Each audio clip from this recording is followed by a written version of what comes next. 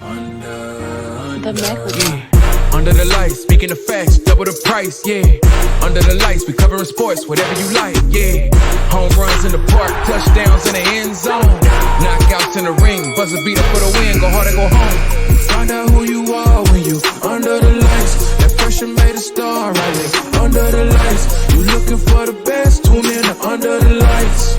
Yeah, yeah, Under the Lights. Yeah. You know what it is. Welcome back to Under the Lights. I'm your host, Big Mike, and I got my guy Jordan and Mel with me today. What's up, y'all? How y'all feeling, man? All is good over here. All is good over here. Always good. What's up?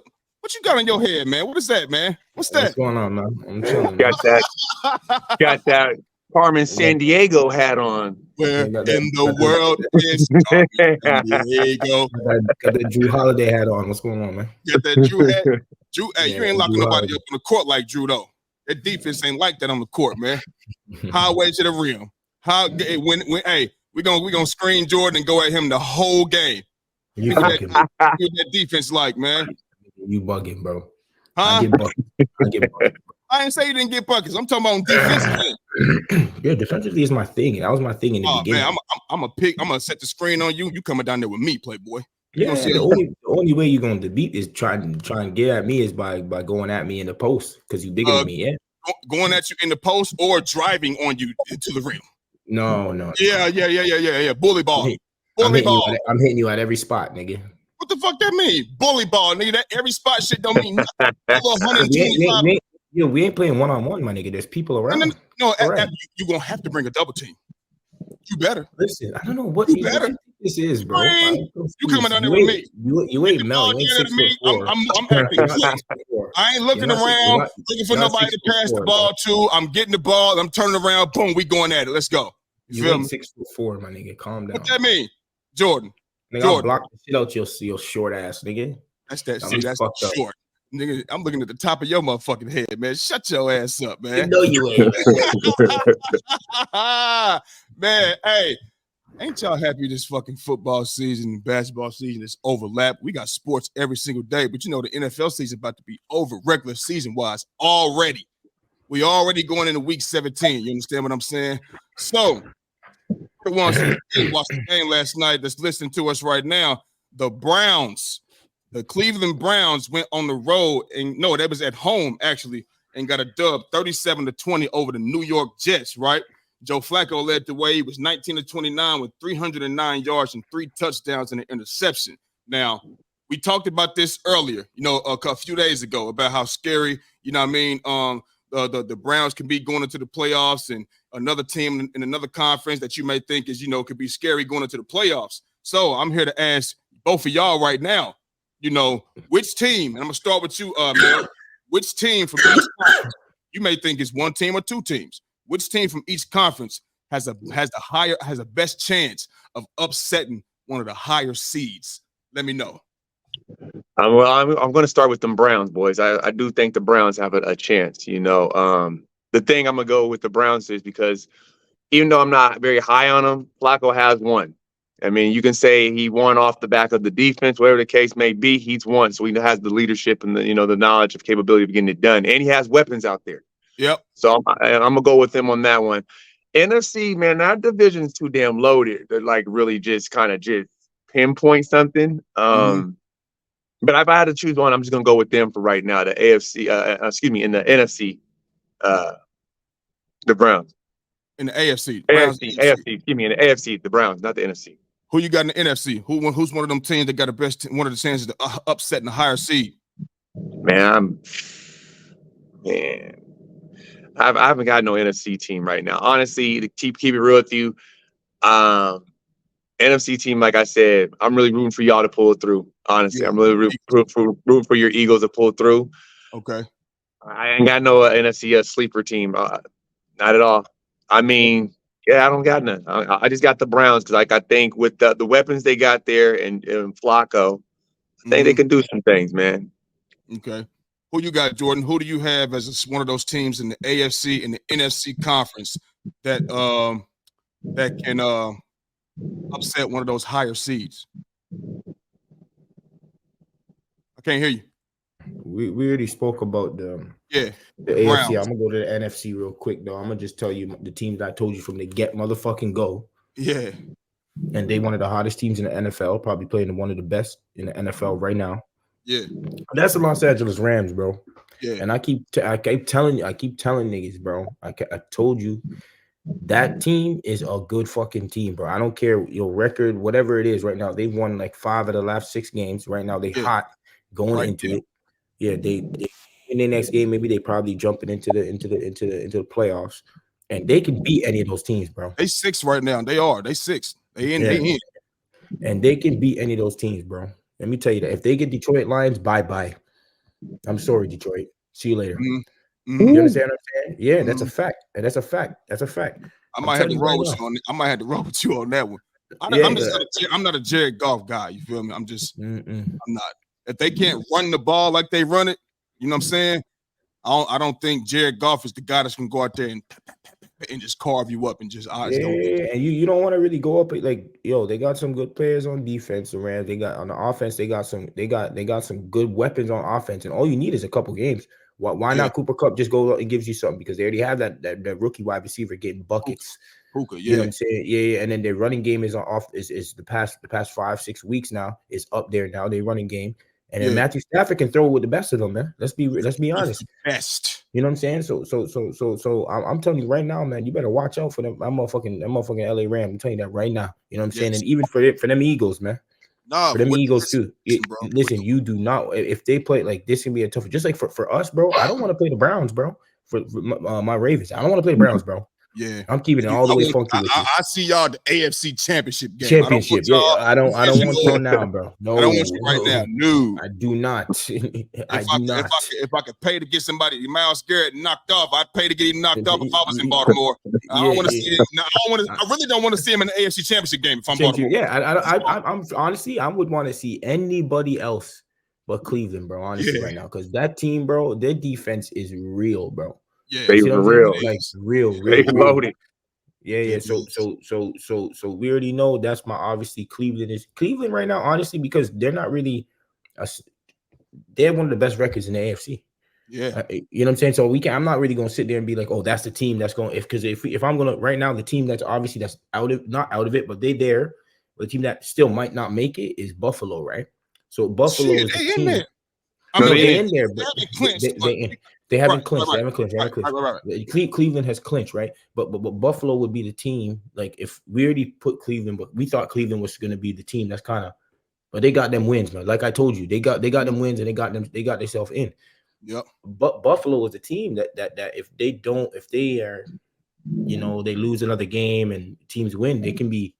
So Buffalo's that team that they can beat your motherfucking team. Yeah. I'm gonna make that very clear. You know what I'm saying? Like they can beat that team. They can beat your team. Josh Allen has one of his Josh Allen games, which can be one of the better games. Yeah. Not one of them horrible Josh Allen games, right? But so I would say Buffalo, because all the other teams, honestly, if you're asking me, you got Jacksonville, Indianapolis, Houston. They ain't really gonna do nothing. I'm gonna be honest with you. I don't really see them beating any of the top teams in the AFC. You know what I'm saying? Because Kansas City also is not. They ain't clinched either. Just by the way, to let you know. But Kansas City has a good defense. But Pat Mahomes, he ain't really doing it. He's struggling. And I seen some stat about Pat Mahomes. Something about they've had like 7 games where they've scored under 19. Yeah, throughout his first years in the NFL, they haven't done only 6 times or something like that. Only had 6 times, yeah something like that. So you know what that is, right? They know what he say it. No, that offense, Eric Bieniemy ain't there no more. Eric Bieniemy, offensive coordinator. He's gone.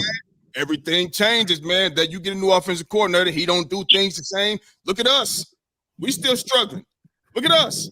Shane Steichen ain't with us no more. He with the Colts. He got a head coaching job. We got Brian Johnson, the fucking quarterback's coach. You know what I'm saying? Shit is different, bro. That's what to me. I ain't giving Casey no excuses, nor am I giving my Eagles no excuses. I'm just telling you facts. New offense, they don't even look the same. Offense, they don't even look the same. They ain't scheming. Schemes was so crazy. when Eric Bieniemy was there. That's how motherfuckers was so wide open all the time. Wide open. He was scheming guys open. You know what I mean? A lot of times look like they just said, hey, go beat man coverage. No, this is the NFL. No, we scheme guys open. Scheme them open. Let's do it. Let's make it happen. Yep. So I'm with Jordan, you know what I mean? The Brown, and I'm with you with the Browns, you know what I mean? They are, you know what I'm saying? And Twan was on here the other day, you know what I mean? The Browns are scary, bro. They are scary. And and one of the questions on Wednesday was this, Mel, was, you know, are the Browns a serious Super Bowl contender with Joe Flacco? And I said, right now, we all said right now, they're just very, very scary. We're not gonna say Super Bowl contender right now, but I said the only way we'll be able to know that is when them playoffs get here, and if Joe Flacco start looking like playoff Joe Flacco, because you know in the regular season he was never really. It's like he was just going through the motions. If we get to the playoffs, oh yeah, I might have go Hall of Fame on your ass. Now, if he come here and do that, if he do that with that defense that's gonna give him multiple opportunities, then we might be talking about a Super Bowl contender. You understand what I'm saying? So that's definitely a team that can upset any team. Let me tell you something. Let's just say the Browns ended up in the Super Bowl. Let's just say they can beat the Niners. They can beat the Eagles. You know what I'm saying? They can. I ain't even gonna mention no other teams. I don't think no other teams is even going. Or if let's just say the Rams ended up there, if something happened, they can knock the Rams off because that defense is out there for real. You understand what I'm saying? And especially if Joe Flacco, Joe Flacco still got to step on the ball. We know he can read defenses. We know that. You know what I mean? He ain't out there like Lamar evading pressure, but he can get away. He can get away a little bit, you know what I'm saying? But they definitely one of those teams that can upset any team in the AFC. And as far as and the Bills too, that's the second, to me, that's the most second scariest team.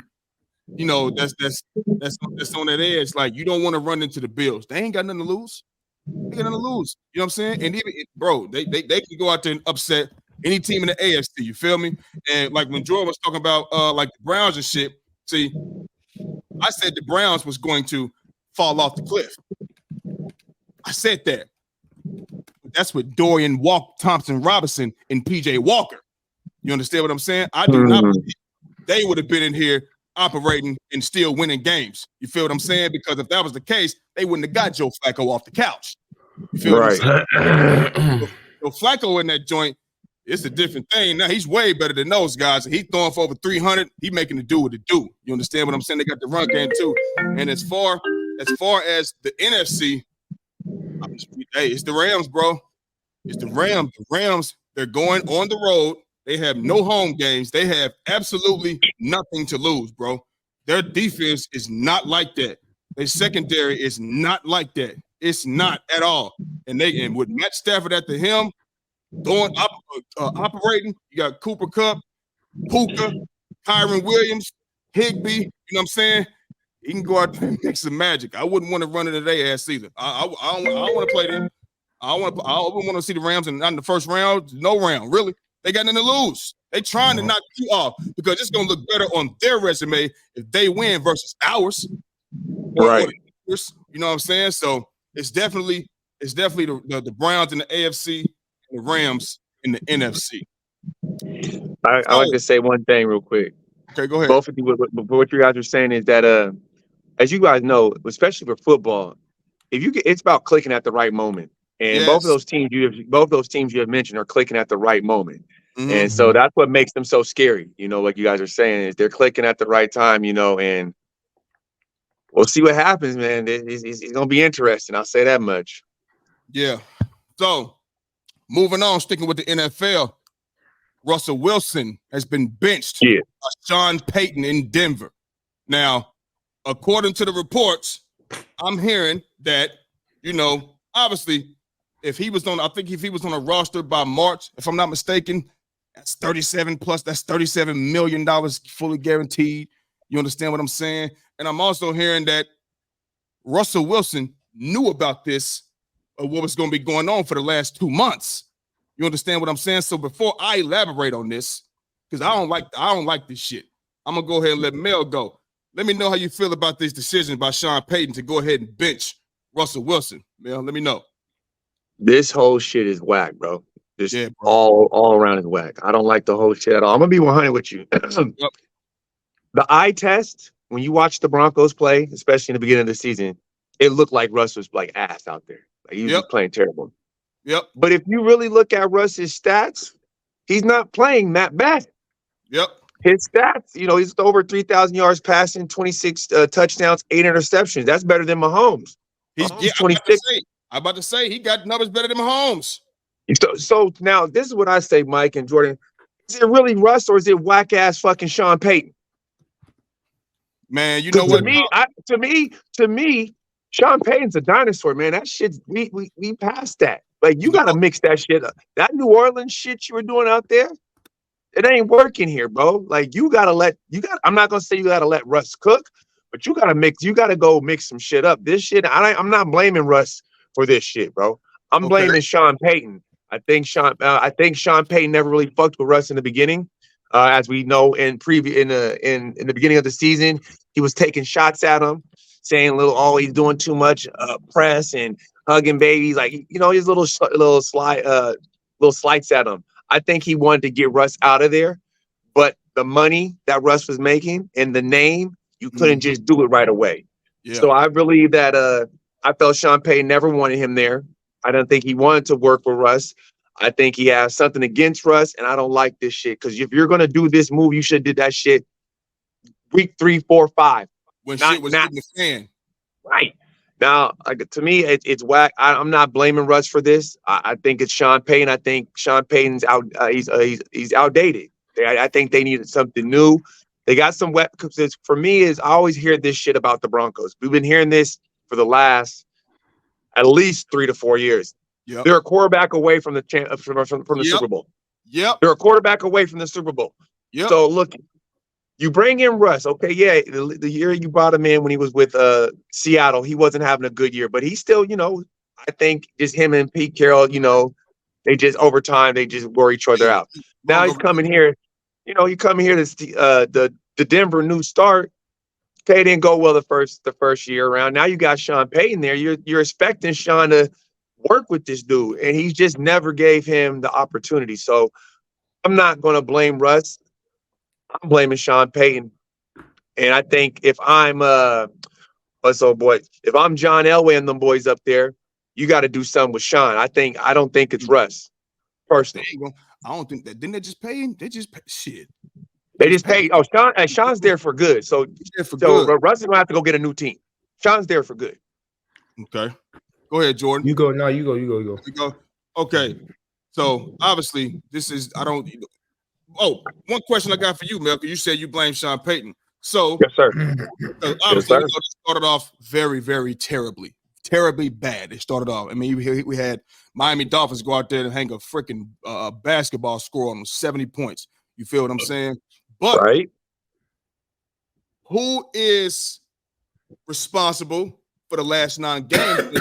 He's 6-3. Because I hear you saying, Sean Payton, he's outdated and things like that. Well, we all know Sean Payton, he's going to call the plays.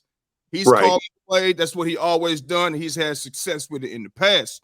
And if he's outdated, maybe he did make a change because now they're 6-3 in the last 9 games. So let's give Sean Payton some type of credit too, because Russ ain't doing it on his own. You feel what I'm saying? But I get what you're saying. I get what you're saying. No, you know what I mean? I just had to put that out there.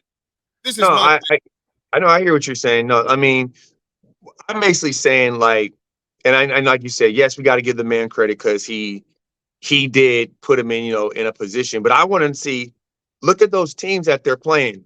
Who are they playing in those games? I mean, okay, the Texans, yes, they got a winning record, but you're still playing against a rookie quarterback. Yeah. You know what I'm saying? Like, let's go through those wins. Considering how the Broncos started off, you know what I'm saying? Considering how they started off, you know what I mean? I think that's pretty good, man. Now you 6-3 in the last 9 games. You feel what I'm saying? And right. I mean, listen, didn't they? I mean, it's hard to do that, bro. You know what I'm saying? Because it is. Look at it like this. It's bullshit the way it happened. And they also asked Russell Wilson to alter his contract. They asked Russell Wilson to alter his contract. You know what I mean? In order for him to stay type shit. And he's not going to do that. He's not going to do that. And like I said, he's known about this for 2 months. So get this. So for 2 months, you're knowing that we're going to move on from you. 2 months. And I got to come to work every day with a smile on my face, working hard, watching all this film and doing everything that you asked me to do. You yelling at me on the sideline. You got an outburst, and that outburst on the sideline is build up. That build up, that's not what goes on in pro sports, bro. The coach and the player, your quarterback at that. You're not going to show nobody up. He's been wanting to do that. He's been wanting to cuss him out or say something, and right then at that time, he took this opportunity. We know Sean Payton he hard nosed. He hard nosed. You understand what I'm saying? Old school. But me and Jordan had this conversation earlier this season when the Broncos wasn't doing so well. And I think the question was like, what's going to happen with Russell Wilson? Like what's going to happen? What they going to do with him? Blah, blah, blah, blah, blah. And I've been to say, I was like, Sean Payton's they're going to get rid of Russ. And I said that because Sean Payton, Russell Wilson is not Sean Payton's quarterback. Right. He's his quarterback. When you look at Sean Payton in New Orleans, he had Drew Brees, right? But when Drew Brees got there, that wasn't Drew Brees. You feel me? He was in what used to be called the San Diego Chargers. Now with the LA, but he was with the San Diego, he was with the Chargers. And remember, he had that shoulder surgery, and they basically was like ruling him like your career's done. Your career is not really gonna be right, and blah. So he ended up in New Orleans. The knowledge that he got was another way he played the game and breaking down the game and filming all of that.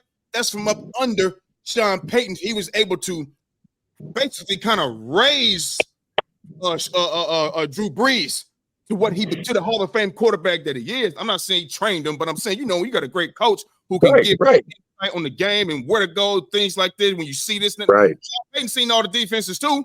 It's not a defense he hasn't seen. You understand what I'm saying? So he put all that knowledge in to Drew Brees and he raised him.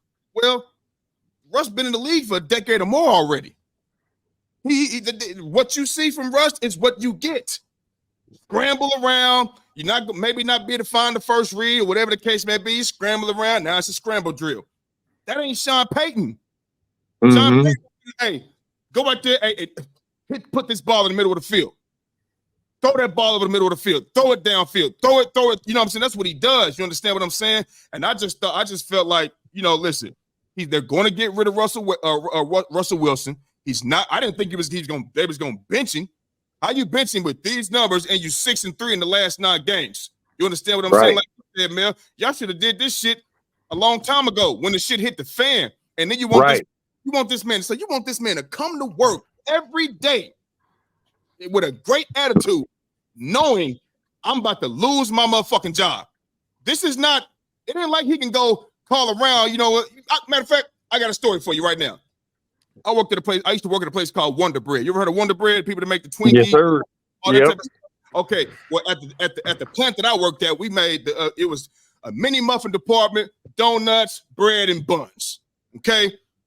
Well, a year. So we shut down. I never forget. November 9th, 2012. We shut down 36 bakeries all across the country. Over 19,000 people lost their job because we went on strike.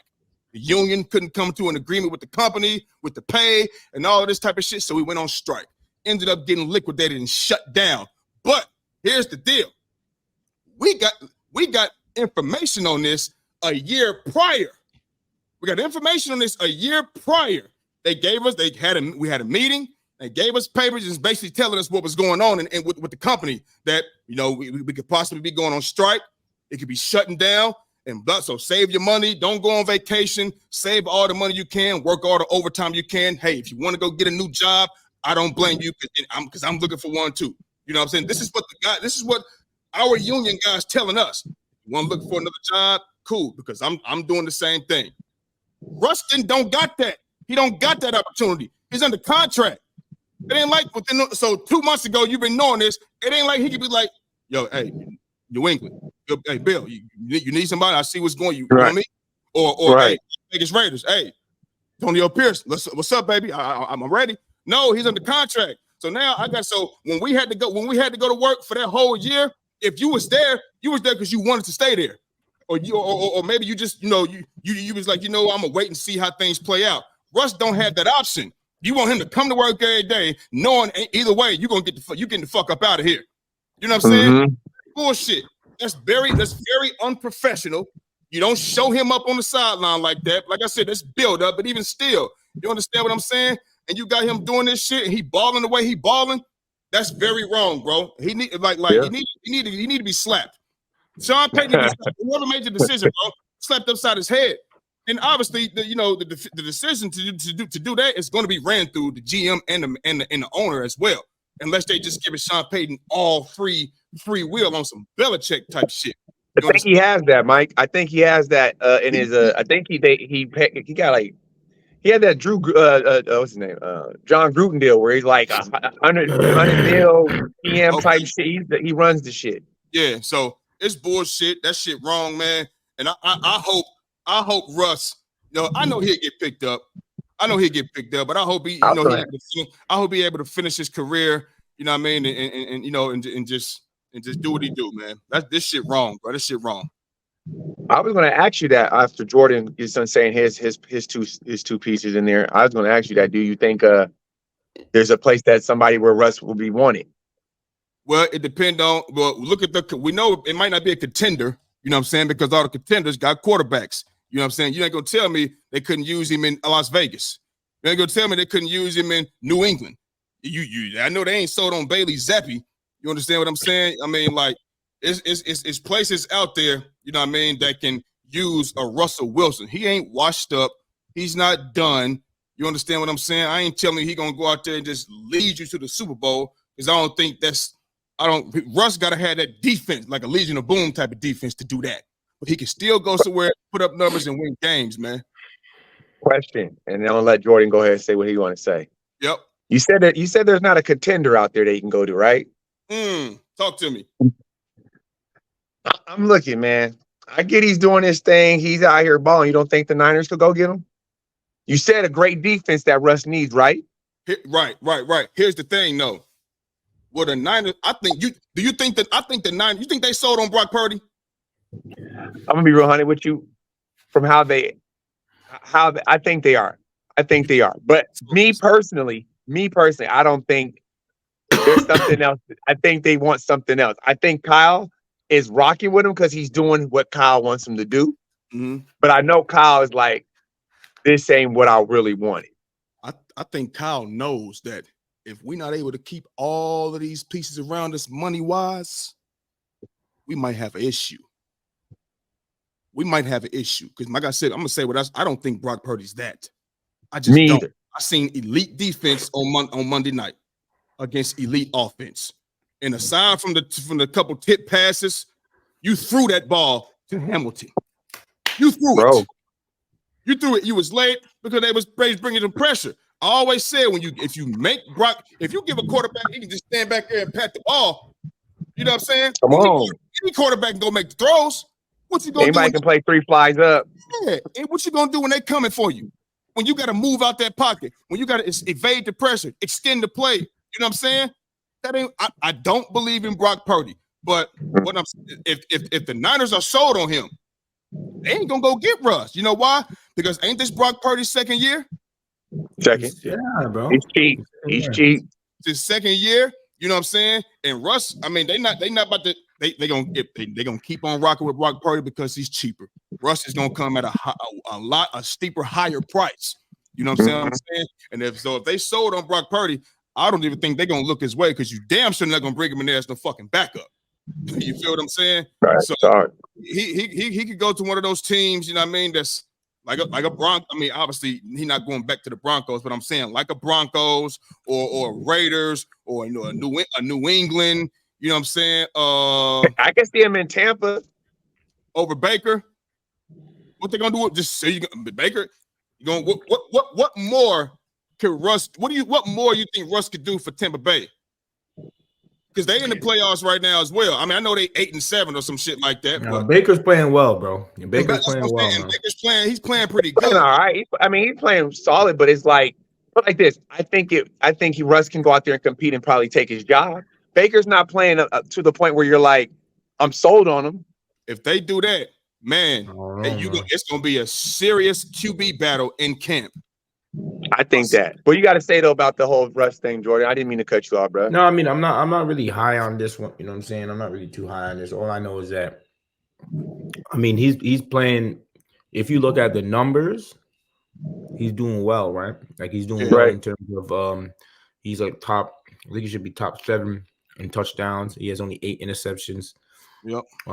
But I don't really know like why. You know what I'm saying? So like, if someone is playing well, because I know maybe moments matter as well. If they're looking at it at a business, and this is a business, you know what I mean? Cutthroat business too.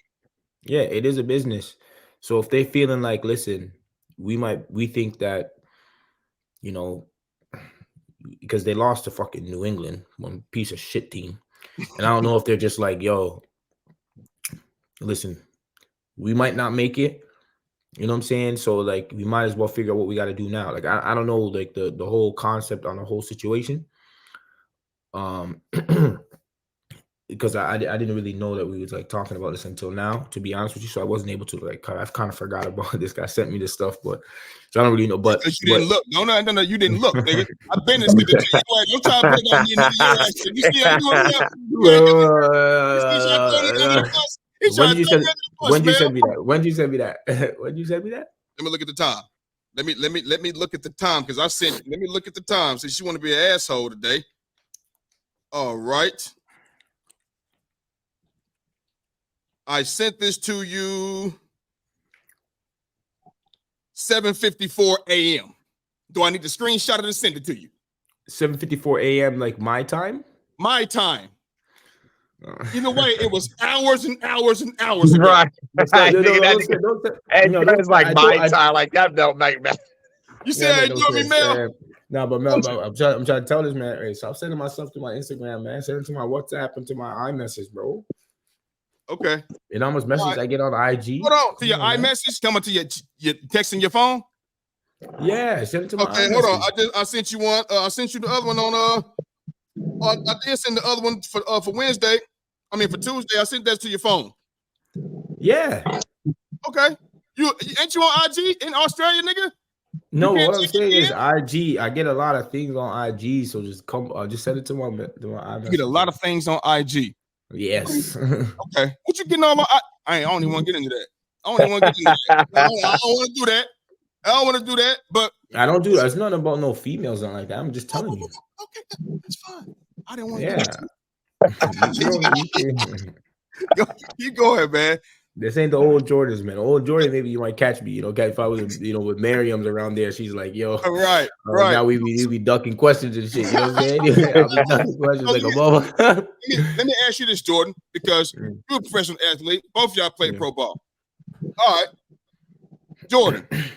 You know, for the last 2 months that they getting rid of you. You know what I'm saying? Are you? And I know you're a professional. You're gonna show up to work. You're gonna do your job, right? But like I said, keep in mind, 2 months you've been knowing about this right here, and you got to go to work every single day, and on Sunday, double time on Sunday, because then you got to play. It ain't film watching no more. You playing. You understand what I'm saying? What's your like? What if that was you? How would you feel about that? So like that happened to me before when I used to play with Home United. Like I knew that they were not gonna bring me back. You know what I'm saying? So how long did you know? Like by the end of the year. So because I signed a 1-year contract. By the end of the year, if they ain't talking to you, so that's by like Jordan, that's the difference. You signed a 1-year deal. But hear me. This is what I'm saying, because I've signed 1-year deals before. And they've already told me they want me back. They've talked to you during damn near the middle of the year. They're like, we want you the following year. Right. You know what I'm saying? Like I've had 3-year contracts not before, but the 1 year, why I say with that 1-year deal, what I'm talking about, when they're not talking to me and it's damn near the middle of the year coming to the middle of the end of the year, like around that time, like say the end of the year is November, by like June. By like September, they're starting to talk to you about the following year. Okay. So everybody else is getting spoken to, and everybody else is kind of like, oh, they're going on for the following year. So when I'm like, they haven't spoken to me yet. So clearly, they, what I'm saying, they want to, I'm not sitting here trying to act like everything was peaches and cream in Singapore. When I played, there was times where they were not gonna bring me back. So when they didn't gonna bring me back, that kind of fucked with me a bit. You know what I'm saying? I'm not gonna lie, it did fuck with me. However, when I was playing, when I was a bit older now, because I'm established as one of the best players in the league. When they weren't talking to me that time, because I'm a bit older and I know what I'm worth and all that, whatever it is, nigga, it didn't matter. I was like, nigga, if they ain't talking to me, I'm next team. Everybody else gonna want me anyway. You know what I'm saying? Like I knew that like I was able to get something somewhere else anyway. You know what I'm saying? So like I feel that because he's a pro's pro, Russell Wilson, I don't think it's really gonna affect him that much. Because he's a pro's pro. If he was maybe in his younger days, I might agree with you. But he's a veteran. He's a veteran. You know what I'm saying? He's got paid too. Don't get it twisted. He's got paid. He's paid. Yeah. Like he's good. You know what I'm saying? Yeah. He's good. Plus he has a beautiful family. Everything's blessed with him. He's good. So like at the end of the day, if he doesn't get it, I mean if they're like doing that to him. Oh, they are. They're doing it. Yeah. I still feel that he should. I still feel that he should be able to still play at an elite level because he's been there. He's done that. Like he you know what I'm saying. He's a veteran in the game. Because I feel like that can probably apply to people that haven't done it and have to and then are going to go through that experience of being like, oh, you know what I'm saying. I think that's the difference. So do you feel that but do you agree that he's mistreated? Do you agree with that or? Yeah, I don't think it's right to tell him that, you know what I'm saying? However, I know the business, bro. This is what it is. This is what it is. You know what I'm saying? This comes with it. So I had a similar story just like you, Jordan. It's just awkward because, like I said, okay, so he has years on his deal, years left, and they're winning. It's 6-3. Yeah, they started off slow, but like you said, this was 2 months ago. You know what I'm saying? He's been knowing this, so maybe he found this out, when they was going through the fire, when they was losing all the games and shit like that. And now it ain't changed. Me personally, I just think it's Sean Payton. He doesn't want Russell Wilson. He wants a quarterback that he can mature, he can grow, and he can teach him everything. He ain't already got an ego. He ain't already super paid. He ain't already a champion. He has no name in the league. I think he wants to start fresh. But now look at this though. Who the fuck is the Broncos want to get? Because they got Jarrett Stidham right now. And I don't know if Jarrett Stidham don't have a name in this league. He was with New England, as a backup. And now he's with the Broncos. Maybe he's like, you know what? I'm going to work with Jarrett Stidham and bring him up to speed. Since he's still young, he has zero ego. You're not paid. You do not have a big deal at all. I don't even know if he's ever been extended. You know what I'm saying? So that's how short the length of time he's been in the league. But I just think this is Sean Payton. He's being cutthroat, hard-nosed. He been mad. That's why you see the sideline outburst. He been mad. Showed him up. That was the last straw. I'm benching you because knowing that I'm getting rid of you, finish the season. Let's see if we could get into the playoffs. But maybe he like, you know what? If we get into the fucking playoffs, then everybody's gonna be like, well, why'd you get rid of Russ?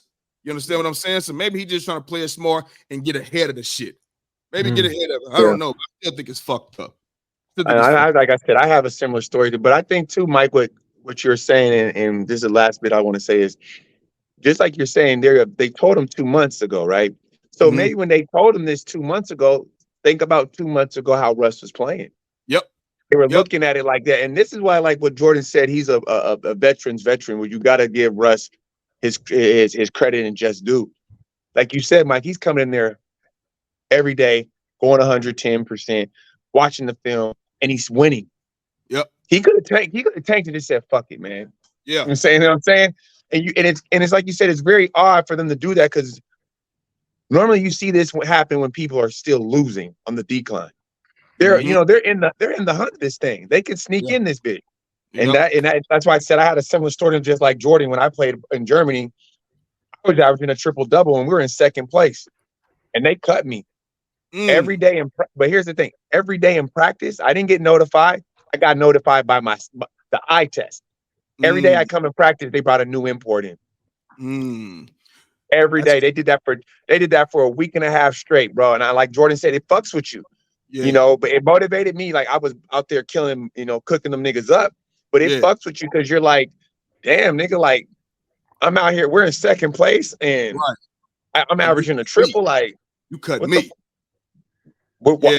First of all, it's like, why? We're in second place. What's the issue? Did you have an issue getting picked up again? Oh no, like Jordan said, like I was young, but at the same time, like Jordan said, I knew it was a business. I learned early it was a business because I had a lot of OGs.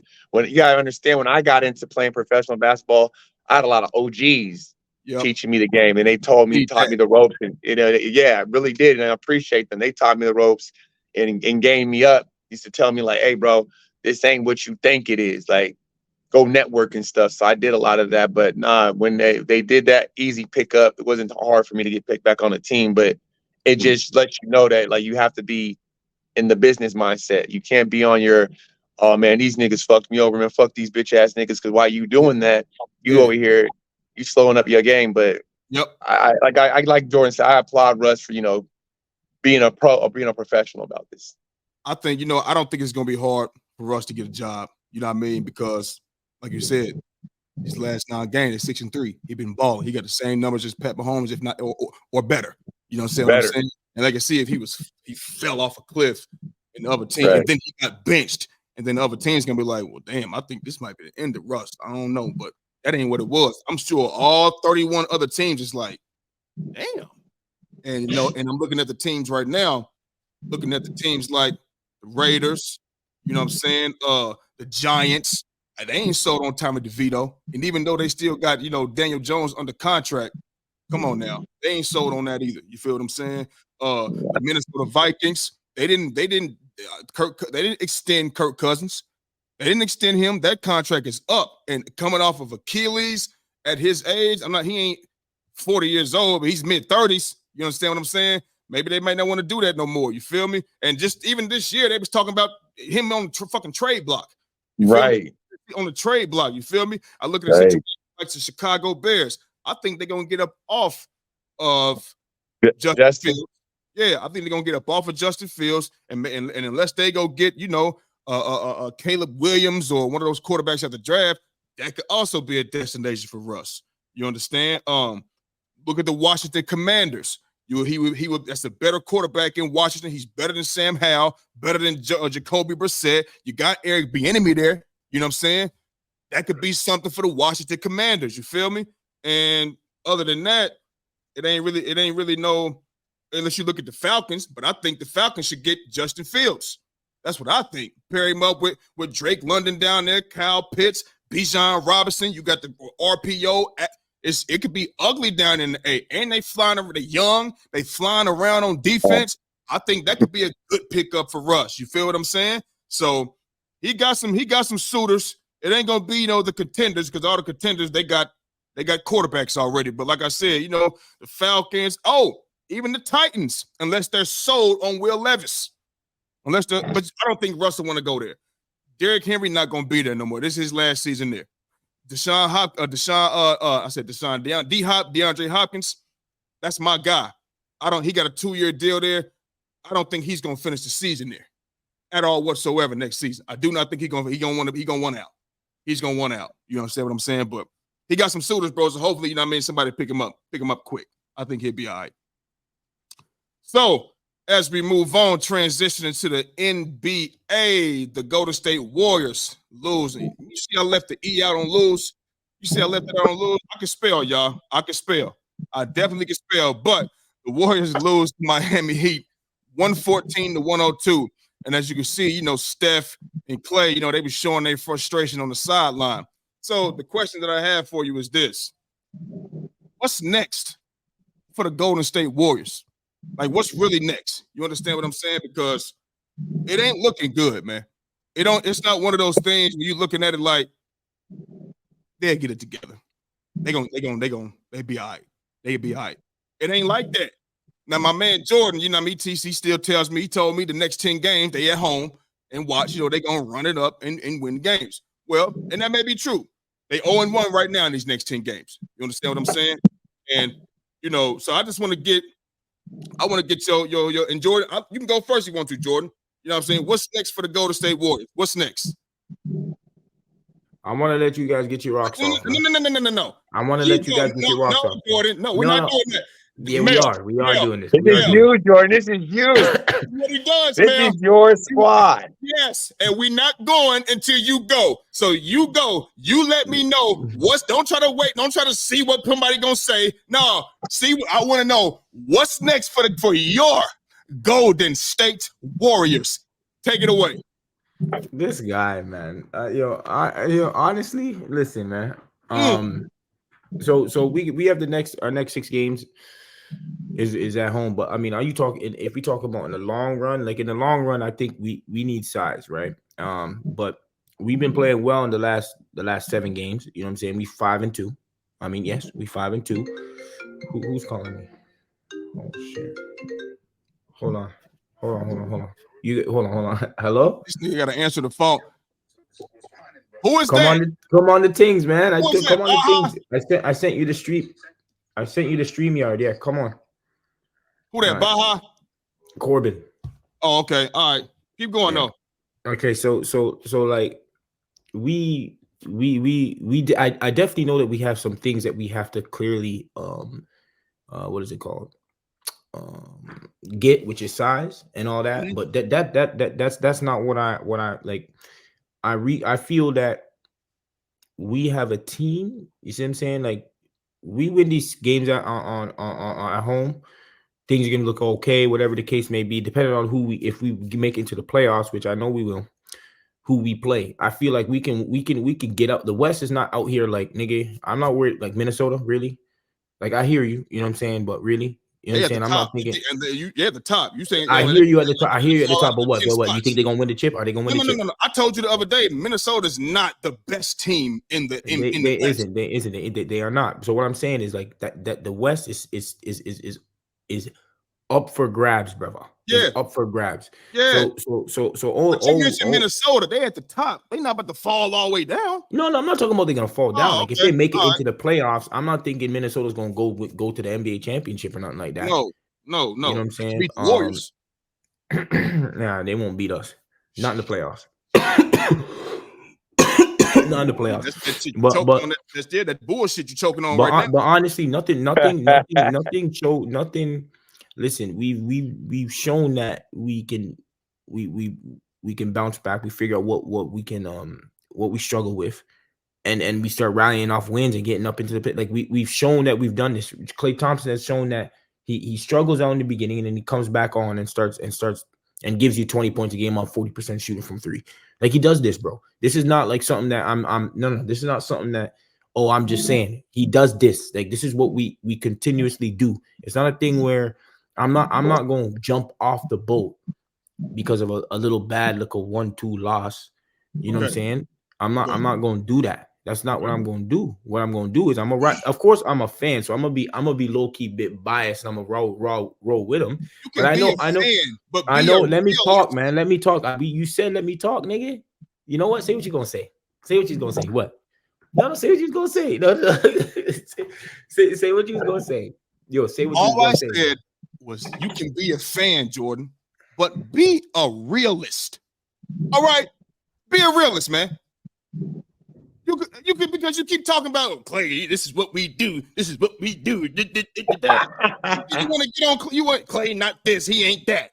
Then you was talking about trading Klay. Then you want to keep Klay. Like, what the fuck, man? You gotta keep it.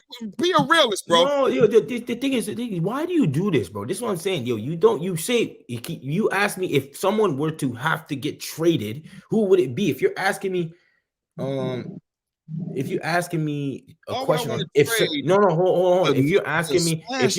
listen to me. If you're asking me who, I would say we would have had to give up Clay because Clay would be the person that people would want.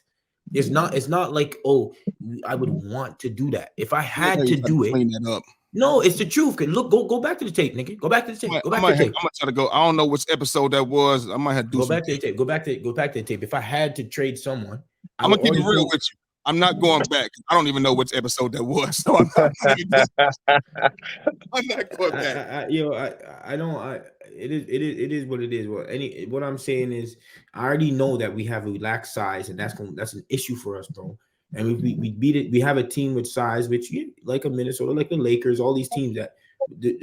I'll tell you the reason why we would beat a Minnesota. But there's teams with size we do struggle with. You know what I'm saying? But regardless, bro. Regardless, I'm 100% fine if we get any of the younger teams in the playoffs. We can beat them, bro. We can beat the younger teams in the playoffs. It's the teams with the Lakers, like a LeBron James on the team, that gives us a problem. You know what I'm saying? We know unless Kevin And Durant, it's not just LeBron James, it's AD. That's the issue. Their size. A team with size and that has LeBron, it gives us problems. This is just a fact. But I'm what's next for us? We riding the ship out, my nigga. It's simple.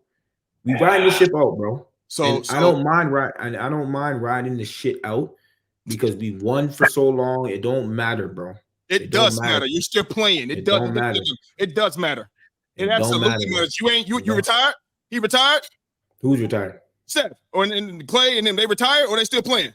They playing. Okay, so it matters. Just like it matters for LeBron James, it matters. It matters. What matters? What? Winning. Yeah. What are you talking about?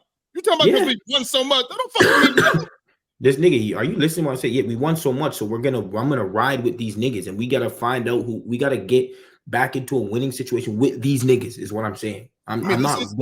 This is fine with that. Clay champ, Kuminga champ, Looney champ, Steph champ, Wiggins champ. You know what I'm saying? I don't see what's the nigga? We just 18 months removed from winning a championship, nigga. Calm the fuck down, my nigga. I got lucky with that championship. Hey, don't talk about luck, nigga. This is a fact. I'm not talking about nothing else but facts right now. That guy that you was talking about that you have problems with, that LeBron guy, you do know him and AD was hurt all year with the Lakers. You do know that, right? I mean, that comes with old age, nigga. That comes with old age. That comes with AD. AD's a glass nigga anyway. So all I'm saying is you always down. Always down. Always down, bro. So I don't know what you're talking about. Don't come up always with that bullshit, down. Bro. That's just the facts. That you dodged that one, and then Ja went out. You know what I mean? So, but anyway, keep going. We already spoke about that, bro. So damn right we did. We already spoke about that, and I stand on that. 10 toes down, nigga. 10 toes down. Me too. Yeah, we can go again. Let's go again then. What we talking about? So let's stay on this right here. But we always I say what on this right here. Mel, go speak your truth, man. I'm gonna just rebuttal when niggas say stuff. That's all I have. Hey, look, man. Look, because we always have these convos. Jordan, we have there's a lot in the chat. I'm gonna be real with you. Here's the thing, man. The Warriors have a lot of problems right now, and one of the biggest problems Jordan said is size, and which is very shocking that he didn't try to go get a Dwight Howard that was kind of. They brought him in. They ain't won. I don't know why, and that's stupid. I would have just kept him just off the strength, like, bro, you gonna stay. But here's my thing, man, and I'm gonna keep saying this, and I know people are gonna be looking at me crazy, but I'm gonna save it for last. But in this order, this is how it goes for me. Jordan and Mike, man. One, they got to play the younger guys more. They got to play those young pieces more. They got to give those. They got to play them more, give them more opportunity, and let them rock. Mm-hmm. Two, it goes back to what Jordan said. You got to trade Clay or you got to trade Dre because they're not trying to get rid of Steph. Steph is, like Jordan says, he is the system. He's mm-hmm. everything. He is the Warriors. So you got to either get rid of Clay, Wiggins. I mean, damn near you might have to do a LeBron James move and blow the whole team up, and he stay. Everybody else gone. Everybody is gone but him. But if I was Steph personally, if I'm Steph Curry, if I don't get something around here, you know what I'm going, Jordan. Hey, get me the fuck out of here, man. I'm out of here. Oh,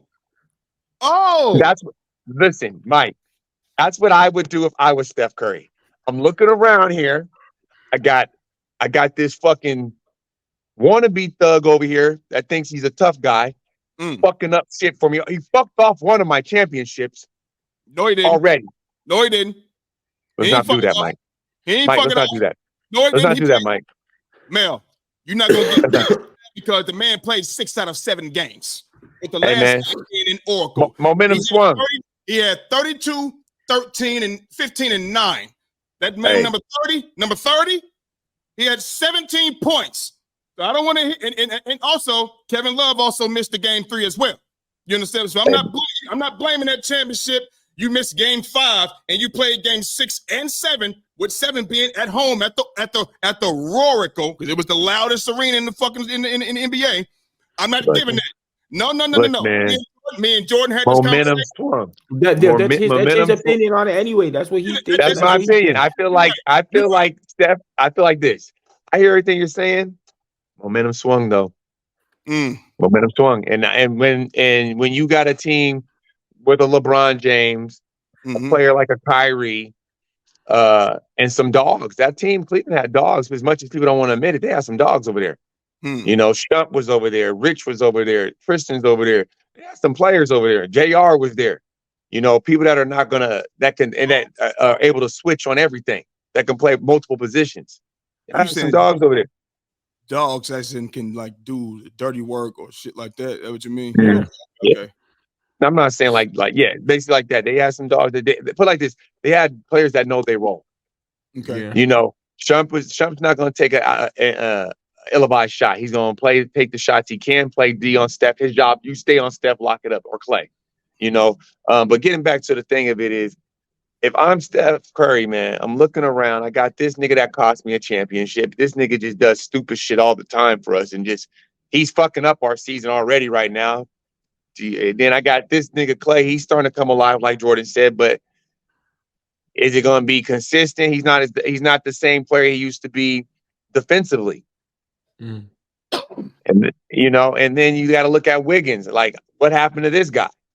You know, I just feel like if I'm Steph, man, I'm balling. I'm playing really well. I mean, like not this game. You know, it's shot bad this game, but overall, I still got something in the tank. I'm out. I want out. I did my time. My thing is this, Jordan. My time in the bed. I could get it. You can be you can be a Kobe. You can be a Tim. Those niggas is dinosaurs. They're that's rare. One person stand on a team. That shit's rare. You don't get that no more. But when people say that though, like you said Kobe and Tim Duncan, right? You know what I mean? Dirk. You know, those like I feel like if they build a championship team around, they don't have a reason to leave. You understand what I'm saying? Like look at the teams in the teams that the guys stayed their entire career. Look at Magic, right? Name a few. You ain't leaving Showtime Lakers. Right. They had it all. You feel me? Right. Look at Michael Jordan. They built the championship team around you, baby. You shouldn't leave. You feel what I mean? So I feel you. And what I be saying what about are you trying to say? I'm confused. What about Kobe? No. This is my rebuttal when people because you know people get on LeBron so much, but this is my rebuttal when people say, "Well, Kobe stayed." Well, I bring up the phone call back in 2007 on ESPN with Stephen A. Smith about him saying publicly he wanted out of LA. He wanted to be traded, so he was trying to get out, trying to get out. And they asked Cleveland, "Yo, let's trade for LeBron," and Cleveland said, "Hell no, fuck no, we're not doing that." So Kobe tried to cut out because the times got a little rough.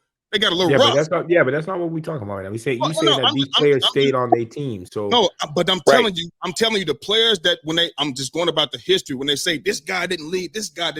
When the guys they talk about that, they shouldn't have left. They built championship squads around them. But Kobe what? But Kobe stayed. No, he stayed, but I'm saying he was trying to leave. You feel what I'm saying? Yeah, that's what I'm saying. So what I'm saying. So Steph is going to want to stay. Steph can stay. You know what I'm saying? He can do the same. Like you can have years where you're not as good and you lose, and then you go back and you win a year later or 2 years later, whatever the case may be. That happens a lot. You did that. You did that. but for me, Jordan, what I'm saying is, I'm looking at it like you said, you guys already had that down year. I feel like Draymond is you know, as much as we people want to talk about him, he's a very smart player, high IQ player, but his body's breaking down, man. He has to guard those. I think Bro. Draymond, he's more trouble than he's worth right now, man. That part too, but I feel like his body is breaking down. Like guarding those big dudes, playing small ball, bro. That's as much as he might make it look like it's easy. That shit ain't easy, bro. You know, like for me, I had to do some of the shit he did. Like in college, I had to guard 6'10" niggas, 6'11" niggas. That shit is not fun. You know what I'm saying? That's not fun. Getting banged and getting hit. I don't think his body's gonna want to hold up for that shit. For me, I just look at that. Go ahead. No, keep going. No, I just look at when I look at Steph, man. I look at Steph as this: like, what we build here was great, and as they say, the slogan is, "All good things must come to an end." Yep. And just like Big Mike said, and you have a point too, Jordan, is, but Mike's like, what I agree with him is they have pieces around him. I feel like those pieces that, yeah, Clay, okay, he's kicking it in. Draymond is too much trouble. After that, what? I guess you're going to say they're the system. Steph's the system, but they're the foundation. Mm-hmm. I think it's time to go, or you got to bring some other talent around him because you're going to fuck off. You're going to waste his career. In the sense of like these last couple of years, Steph could go play put Steph in Philly with Maxey and Embiid. Put him in Philly right now. Watch what happens. Mm-hmm. You know what I'm saying? Like he can go somewhere where there's a contender and make noise and still go catch a LeBron, go catch a Mike. Come on, he's Steph. not far. He's not far from it. Come on now, Steph. We got Big Mike. Hey, Big Mike, and that's just me throwing out a contender because he's not going to go to no. You know what I'm saying? That's the only teams he could go to is Boston, but they're set. Philly, they could definitely use them. We definitely could. Dealing with Boston, all that they got out there, shit. He can't go to Milwaukee. They just got Dame. Yep. Then you go to what? The Lakers. Okay, they keep talking this Bron and Steph shit. Ain't happening. Ain't like Denver. Denver don't want nobody over there with Joker. They just wanted the Joker and Murray show. Steph ain't going to Denver. So I'm saying like the only place I would see him going, it would be a team like Philly. Him and this boy MB, both Under Armour dudes. Like, hey Mel, Jordan would hate that. Of course he would. No, Jordan wouldn't hate that. No, Jordan would not hate that. I'm just talking. I was about to say that Jordan would not hate that because see, Jordan technically ain't even a Warriors fan. No, I know. I know. He's just a Steph fan, but people get on his head, no homo, on his helmet so much because they be like, "Nigga, you got to represent a team." So he'd be like, "I'm a Warriors fan." Jordan's just a Steph fan. Yeah, but I had to tell Jordan, listen, bro, you're rooting for. I'm not a Laker fan. I had never rooted for. Listen. I have never been a Laker fan in my life. You know what I'm saying? But if I'm a Shaq fan, right? So when they was doing their thing, besides when they played the Sixers in the finals and beat our ass, you know what I'm saying? Let's go. Let's go, Big Shaq. But then he played for the Lakers. You know what I'm saying? So you can't say, let's go. The Steph won a champion. No, the Warriors won a championship. The Warriors is who you're rooting for. No matter if you say, yeah, I'm just a Steph, that's cool. But that means you're rooting for the Warriors. I mean, yeah. I mean, I know what you're saying, Mal. Though, with a couple of the things that you was talking about, like with the we are starting to play the young boys now. Like Kuminga started now. Pajinski's playing. So like I think like Moody's starting to play a little bit more, just a little bit more. You know what I'm saying? But I think Kuminga and Pajinski are the players that are actually getting minutes, and I think Kuminga's the one that I think is the one that needs to get minutes. Because he's young, he's spry, you know what I'm saying? Like he just needs to understand the offense and fit where he gets get where he fits in, you know what I'm saying? Is that the right saying? So like he can do that, you know what I'm saying? And then they put Wiggins to the bench, which is cool though. That's what I don't mind because now that remember, just like how Dog was talking about in the chat, now we have one of the best benches in the league.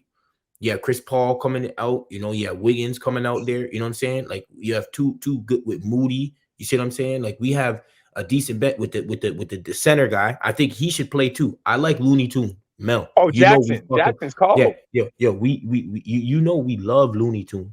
I fucking love Looney Looney Tune's Tune. my that's my guy. This I is one of fuck the with best. Looney I, Tunes. I honestly think he's one of the best role players in the league, bro. He knows his role. He doesn't complain. He does. You know what I'm saying. You never hear him on nothing happening outside of basketball. You never hear him getting in trouble when he's on the court.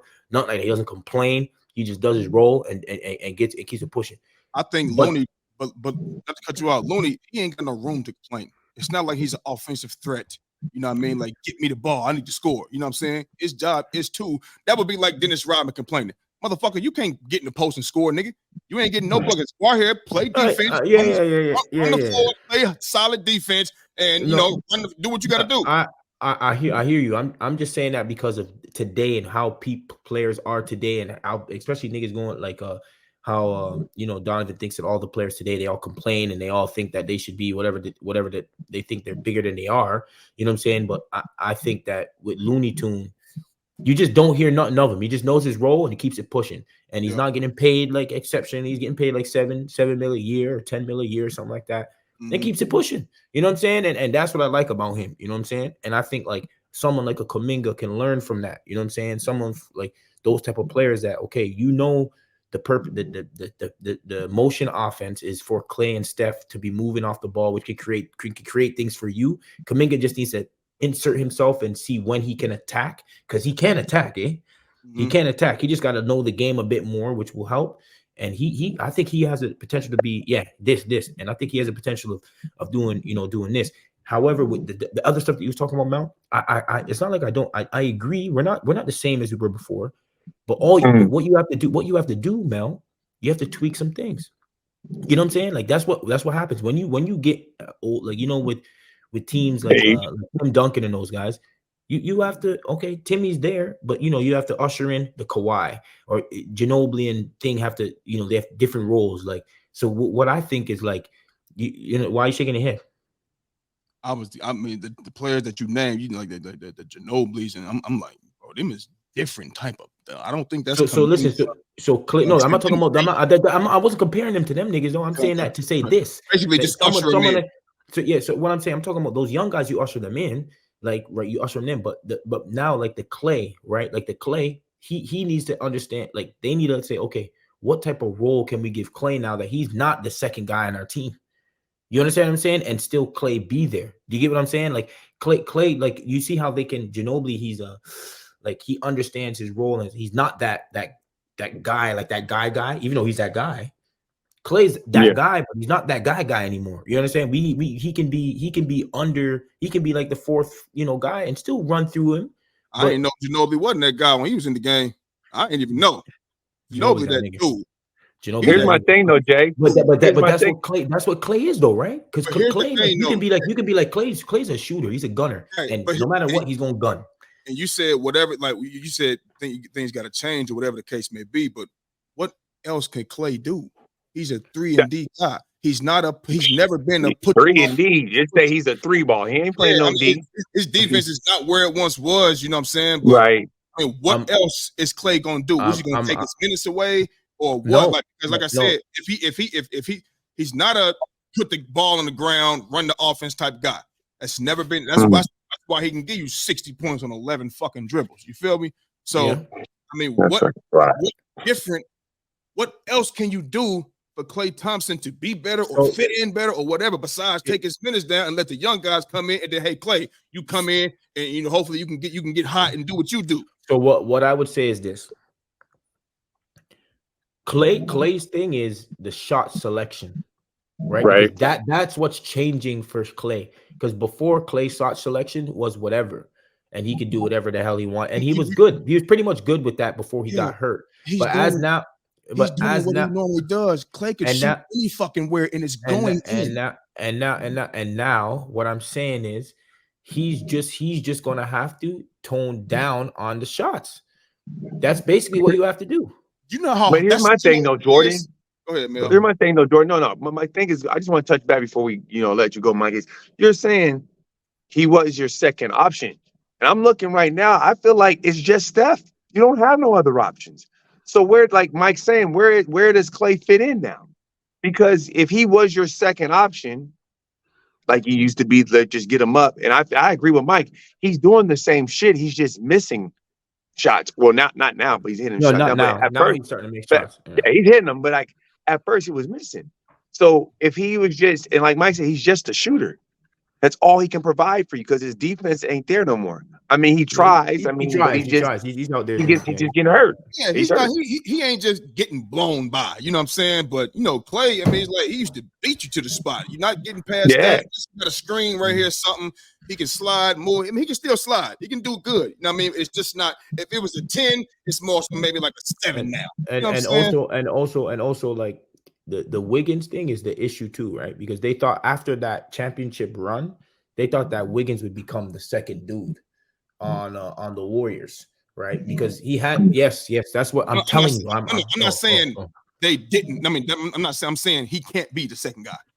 No. Yeah. But the thing is, from watching what he did in the finals, he's as young as those guys. Don't think like he's like those. Yeah, he's young. Brown. He's young like them. But he's like them. He's young like them, but he ain't. His game's not like them. His game's not like it. But however, he had his own team. He was able to take all the shots in the world, and he just wasn't able to get that team to what they are. You know what I'm saying? And then you put him on our team now. He was able to lock up. He was able to get buckets when he wanted to. He hustled. He was getting rebounds. He was doing his thing. Like he was like, oh shit, that's our second best player right there. But to be honest with you, Mel and Mike, because of the way Clay plays, it's hard to kind of give him that like his role. But what's gonna have to happen, honestly, as well, is his next paycheck. He has to take a pay cut, bro. He's out. He's out, bro. I'm telling you that Clay feels disrespected, bro. I'm telling you right now. If you guys make him take a pay cut, he's leaving, bro. He's gone. He's got to take a pay cut, and he's out. And just like remember when we were talking about who should leave and who shouldn't leave, the only person that's gonna command a lot of is the Kuminga and Clay. They're gonna command a lot of we can maybe get something from them. And I don't know if I don't want to just let him go, but if we had to, those would be the guys that would have to be the ones that be out. Because they would command a lot more for someone. So Steph ain't leaving though. So what about Chris Paul? I mean, I know you said that was going to help y'all out big. Like, how's that? What's going on? He's been. Chris Paul's been good. I don't think Chris Paul has been good. I think honestly, and I'm gonna tell you this. I'm gonna tell you again. Chris Paul in the playoffs would definitely help us, bro. Yeah, it's 100%. Is he gonna be around? That part. I mean, I'm not talking about I don't know what the fuck can happen in the future. Clay might get hurt. Steph might get hurt. I'm talking about him, how he is now. If he's playing, he can help us in the playoffs. 100%. He ain't helping that much. I mean, hey, all right, we'll see, man. Listen, so I'm gonna go real quick. Go now. Let me get on my bullshit real quick, right? You know what this remind me of? You got Steph. He's still the guy on the team. You got Klay Thompson. You know what I'm saying? You're saying he's not what he used to be. You got, Chris Paul, Wiggins. He's down from the championship year, blah, blah, blah, blah, blah. With the team not being, what it once was, this reminds me of a 2018 LeBron type thing. You understand what I'm saying? When no. Kyrie gone, Kevin Love was blah, JR is this and that, and you still got you know what I mean? You know what I'm saying? And I think it's just time for him to put the team on his back and carry the team and be that top 10 player that you say he is. You know what I'm saying? Generational player, and put the team on his back, follow his lead, and take over the fucking game and go out here and win games and put them in a position to get to the playoffs and, get to the finals. You know what I'm saying? I'm writing That's that the down. first. Okay. Write it down. And, like, I'm not going to get on the 13 points that he had. I'm not going to get on the terrible shooting night he had. I'm not going to get on the other terrible night he had. I'm not going to get on those things. If I was to ask what's next, I mean, I don't know. Maybe if people start getting hurt and shit, maybe they can go ahead and advance and have better records. Or you know what? Call Kevin Durant. Call him back out there. I mean, you got people saying, or you got people like what's his Brandon Jennings. He don't deserve this. He don't deserve what they doing. We'll call KD. Do that then. You know what I'm saying? KD said he's talking about KD. That's what I'm saying. He don't deserve that. What's going on? Blah blah blah blah blah. We'll call KD. Get him back here to go to state. Maybe that'll work. Who knows? They can have the brothers back together again. Who knows? Because you know what I mean? Because I don't see nothing going on in Golden State at all whatsoever. It looked like they're in shambles. They're not championship contenders. I've been telling you this since the season started. We've been talking about this. They're not championship contenders. They're not getting a championship. They're not going to the Western Conference Finals. They're damn sure not going to the finals. You understand? So maybe they should just sell the team. Maybe they should just blow it up. Just blow it up. Hey. Start over and start with Steph. All right. Whatever the case may be. You understand what I'm saying? And trust me, listen. And I only say that because of how people like to do LeBron. That's why I like people being able to do LeBron like that. You know what I mean? 2018, you out there with them, you know what I mean? And when he left that squad, they was in the fucking lottery. As always, they're in the lottery. You know what I mean? It means he's carrying the organization. You understand what I'm saying? So maybe if he get in that mode, you know what I mean? He can take off and they can go win some games and they can go to the playoffs. But if I were, another thing I can say is this. I'm not the guy that's going to be saying, oh, he left and went to this team, or he did. If that's what you got to do, then go ahead and do it. Just don't go and pull what they pulled when they got Kevin Durant on top of it. Don't go to a Boston who's already loaded. You feel what I'm saying? Quite honestly, I don't want to see him with AD and LeBron. That's fucking cheating. That's cheating. No, I don't want to see that. I don't whatsoever. You feel what I'm saying?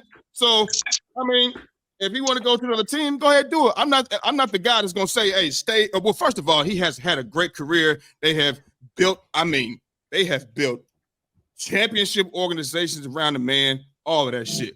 You understand what I'm saying? And now the things is going left. Motherfuckers want to say, well, just up and leave. You feel me? After he's been there, how long you been in the league? 15 years? 15, 16, some shit like that? Been in one place? You know what I mean? So I think it's 12. I think it's 12, 13 years. If I was like everybody else, you understand? I would be like, no, just stay. Stay. You already got championships. He's going to stay. He's going to stay. No, I'm just saying. I hear people saying, cut out. Mel ain't the only one. I got other people saying, just leave. The same people that I know that was complaining about LeBron leaving that sorry-ass Cavs team his first 7 years in Cleveland. They wanted to shit on him. And he left this other the Cavs team in 2018 to go to LA and they wanted to shit on him. That's what I be saying shit like that for. You ain't never I don't do that. No, I know. But the people that I know is watching. You understand what I'm saying? They're watching. So I gotta speak to them too. You speak to them. All right, you speak to them. Now speak to me now. Come on. Now, if I'm speaking to you, speak to me, nigga. Because you already said, well, he's not LeBron. You fucking right, he's not. You ain't LeBron.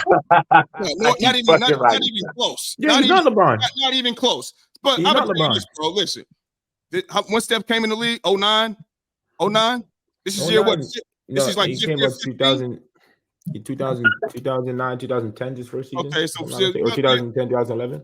You're 15, whatever the case may be, some shit like that, right? Listen, bro, if shit ain't going right, and I'm like I said, I'm not the guy that's gonna be like, man, don't worry about that. Just stay. Nah, bro, you got shit left in the tank, and shit is just not right. It don't look like it's going nowhere. And cut the fuck out. What's wrong with that? What's wrong with it? You ain't get out. You ain't. It don't like all I'm gonna say is this: don't do what they did with the KD situation. Don't do that. That shit whack. Let's make it competitive, baby. Don't make it lopsided. Don't go to Boston. You know what I'm saying? Don't go to motherfucking LA. Don't go to none of that shit. You know what I mean? Go to I ain't saying go to no bum ass squad. I'm never gonna say that. But go to a team that where you can help.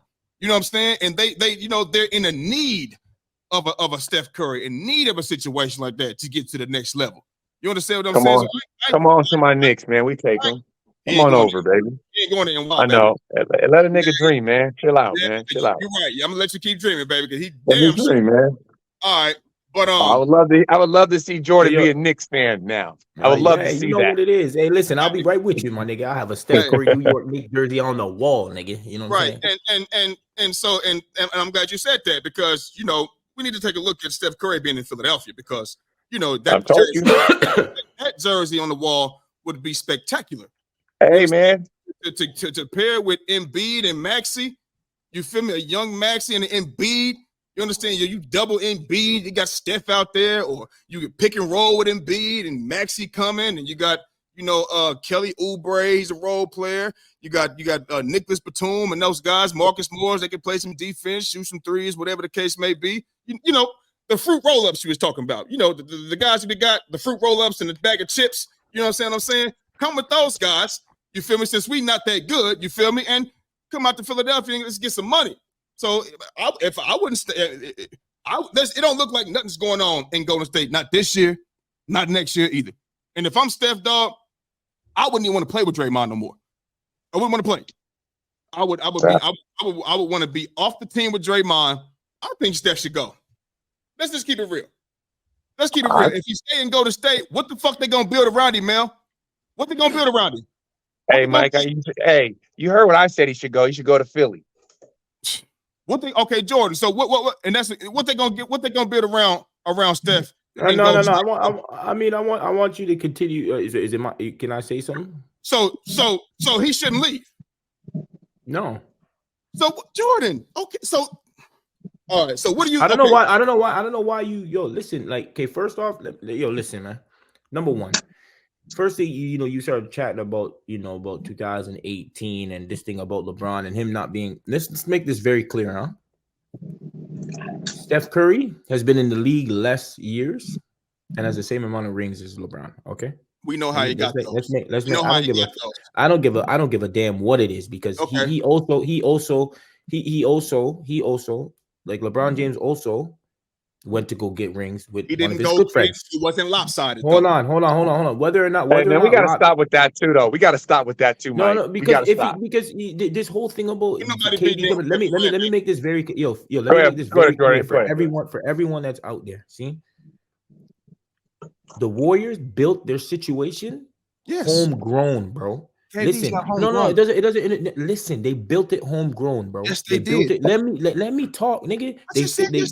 They built it homegrown, bro. So when they built that bitch homegrown, if there's a free agent out there and he wants to come play, don't get mad that we play a certain brand of basketball and a player wants to come play that brand. Don't get mad now. I'm not hearing that brand of basketball shit. Why not? Kevin Durant.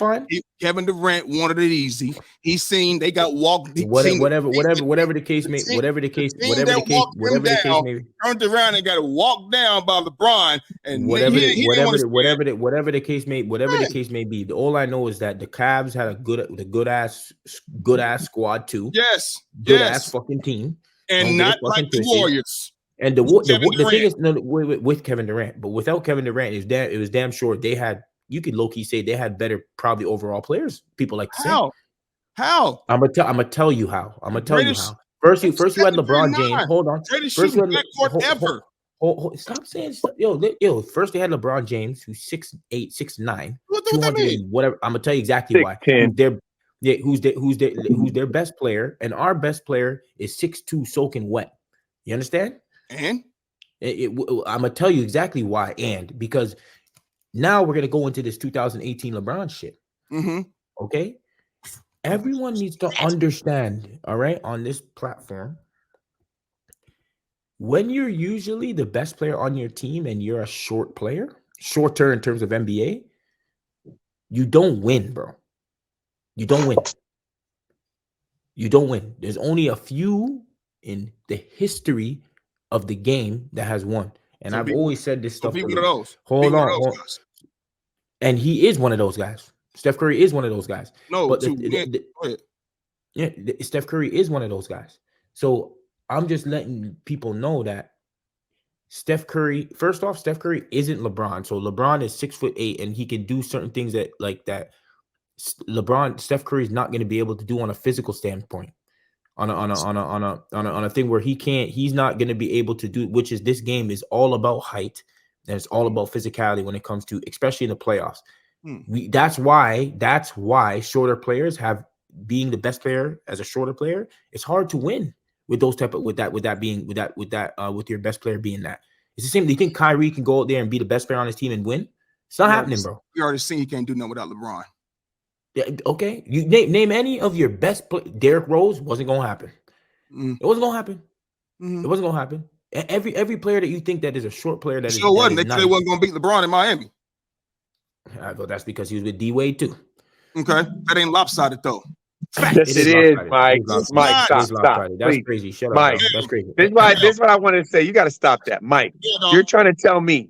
I don't care how Dwayne Wade fell off or whatever it was. It's Dwayne Wade. Dwayne Wade is one of them niggas. Chris Bosh. Niggas want to act like I'm the wrong nigga to mention Chris Bosh to. Hey, don't act like Chris Bosh wasn't one of those niggas, bro. He wasn't. He's nigga was 20. He led his team to the playoffs twice in 7 years. Twice. Nigga was 20 and 10. Like what was his motherfucking? What was he doing against them real niggas? What was he doing against the real ones? KG and them type of guys? Absolutely nothing. Giving them niggas buckets. You talking about? What are you talking about? Not that dude like that to me. I never thought he was. I never thought he was. Man, Mike. Chris Bosh. Listen to me. Chris Bosh. I'm gonna be honest with you, bro. On that Miami Heat team, Chris Bosh was very clutch for you niggas in a lot of games, man. He hit some big shots. That free throw line extended, money. Saving Miami Heat sometimes for games, bro. Chris Bosh may not be the nigga to you, but he ran his own team and he was an all-star. How hard is that when you got a whole country voting for you? Okay, but you still got to put up the numbers. I'm not big on. Oh, he's an all-star. I'm not big on that. I'm not even on that either. But I'm saying the facts are the facts. The man was an all-star. You're bringing an all-star with LeBron James and D Wade. The rest don't even fucking matter. What you mean the West don't matter? You had the Spurs in the West. You had OKC in the West. You had the Grizzlies in the West. You had the Lakers in the West. Come on, dog. I'm talking about the rest, not the rest. Oh, you said the rest. I thought you said the West. My fault. No, the West was fun. The West is tough. Like, don't get it twisted. Like, Tim Duncan and the boys was nasty, as we seen what they did to Miami, setting records and shit. But Boston in the East. Boston was old. Boston's old. Boston's old. Let me ask you a question. I played a clip on my show before. You can say all that old shit all you want to. They was counting Miami out not to beat Boston. I played the clip on my show early on. They was picking Boston over Miami, dog. Boston was still that. I'm a KG. That's my. In case you didn't know, KG's my favorite player ever. KG's one of mine. First of all, let me say I never wanted LeBron to beat Kevin Garnett. So let's make that very clear. Let's make this very clear. Them niggas in Boston were old, bro. But they was balling. You can't call them and they still running niggas. Mike. Listen to this, Mike. Yep. How hard is it really to run a league or run through niggas and half the East sucked at that time back in those days? How hard is it to Boston Celtics was running through the East niggas and the West niggas, man? When? Listen to me, Mike. When they was how hard is it? Listen to me, Mike. How hard is it when you have Kevin Garnett, Ray Allen, Paul Pierce, and Rondo? Right. It's not that hard, bro. Like, you have, even if you don't consider a Rondo a top player like that, you have three top 75 players. By that time, Rondo was that dude. Rondo was that. A lot of niggas sleep on Rondo and hate on him. No, you can't sleep on Rondo. No. Rondo on your squad, you're gonna do some shit. So look at it. So Mike. So look what I'm saying. You have four complete high Q caliber players that all know their role, that all had a point. Rondo, he ran his teams later, but every one of those dudes ran their own team. And it's not hard, man. And that's the team everybody shitted on LeBron on for losing to in Cleveland. I'm not knocking him for that, bro. That team was broke. No, you not. I'm just saying. That's what he had to go through. If you ask me, Ray Allen, KG, Paul Pierce, Rondo, bro, that task is high. If you got LeBron, D Wade, and Bosh, That's a fact. That's a fact, bro. That ain't no easy task. It's not. It's not easy. It's not easy, Mike, because the sense that you're talking about, if you're talking about pure basketball, yeah, it's not easy because these niggas can all hoop. But All it's not hard, Mike. But it's not hard when you got a young LeBron James and you got to kind of tell into his end D Wade because he was getting hurt here and there. Always hurt. All the like you talk about AD always down. That motherfucker was always hurt. Coming to the game, you find out 2 hours before. Oh, he's not playing. Well, he's not doing this. He's not doing that. You feel what I'm saying? And I seen you slipped in that record with the Spurs and the Heat. I seen you slip back in. You talked about D Wade. What was he doing in that series? Everybody told me, bro, his knees was fucked up. That's why he didn't. What was he doing the first series when they played Dallas, nigga? He was out there with a thin one. He was out there with a thin one. What are you talking about? So no, it goes both ways, nigga. He was out there with a thin one. Okay, and the nigga wasn't hurt either. So what you talking about, bro? Yeah. I will finish up. I will finish up. But you cut me off. You wasn't talking. You cut me off. But matter of fact, let me finish. The Dallas Mavericks did a tremendous job. And Mel, you know what's going on. Yeah, look at it. The Dallas Mavericks did a tremendous job running that zone on LeBron James to take him out of the fucking lane, not get and ones, dunks, and layups. You can't post up in that. He didn't have no cover. Rick Carlisle came out and said himself, all the focus is on number 6. He said it on ESPN on national television. Take him out, and Rick Carlisle spoke on it as well. Take him out the game. They didn't feel Miami could beat him. And so they did a good job. The focus is on LeBron James. So cool. Let him do what he do. Let him do that. That ain't gonna be enough to beat the Dallas Mavericks. It's not. So they did what they supposed to do. You feel what I'm saying? We know what was going on. Mike, go ahead, Jordan. When you actually watch the game and when you watch the actual entire series, we can watch it all together again. Right? I watched it twice. Dwayne Wade, right? Dwayne Wade, similar player like LeBron. He attacks the basket. It's not like he's like the greatest shooter of all time, too. You know what I'm saying? Even though I think he has a good midi, but he was a similar, like, you want him to shoot. You want him to shoot the basketball. That's what you want D Wade to do. You see what I'm saying? But D Wade was out there with LeBron. And the thing is, everyone always tends to, instead of just, this is what I don't like. Steph Curry played bad in 2015-16. All right? He played bad, bro. See what I'm saying? He played bad in the finals. All right, Mel? Yeah. LeBron James, when you're a top player, you get schemed on a lot, bro. That's what it is. That's the responsibility that you are. I've been a professional too. You get schemed on, bro. This is what it is, bro. Yeah. He fucking just played bad, nigga. He played fucking horrible in the final. And listen. And there's no. Let me finish. If they're scheming against you in these zones, you're a basketball player. You've never seen these zones before. I'm gonna interrupt this nigga. You know what I'm saying? I'm gonna interrupt this nigga. I'm gonna interrupt this nigga. Yo, Mel. What do we do? It's my coach gonna show me how to get through the zone. No. LeBron James. Hold on. LeBron James, 8 years in the league, 7 years in the league. I don't know at that time, all right? And wasn't motherfucking hold on. A zone. He's saying he never had to deal with. Niggas like to always think like. They what is it called? Like niggas don't know basketball. Listen, LeBron James has been against zones before. Okay, let's make that clear. The only way they want to make it seem like he hasn't, just to make it the story sound good. He didn't never been his own, and he went into the gym and worked on his stuff so that this could never happen again. Nigga, you know what you did? You just fucking shitted up you folded under the pressure. In the bed. He folded under the pressure because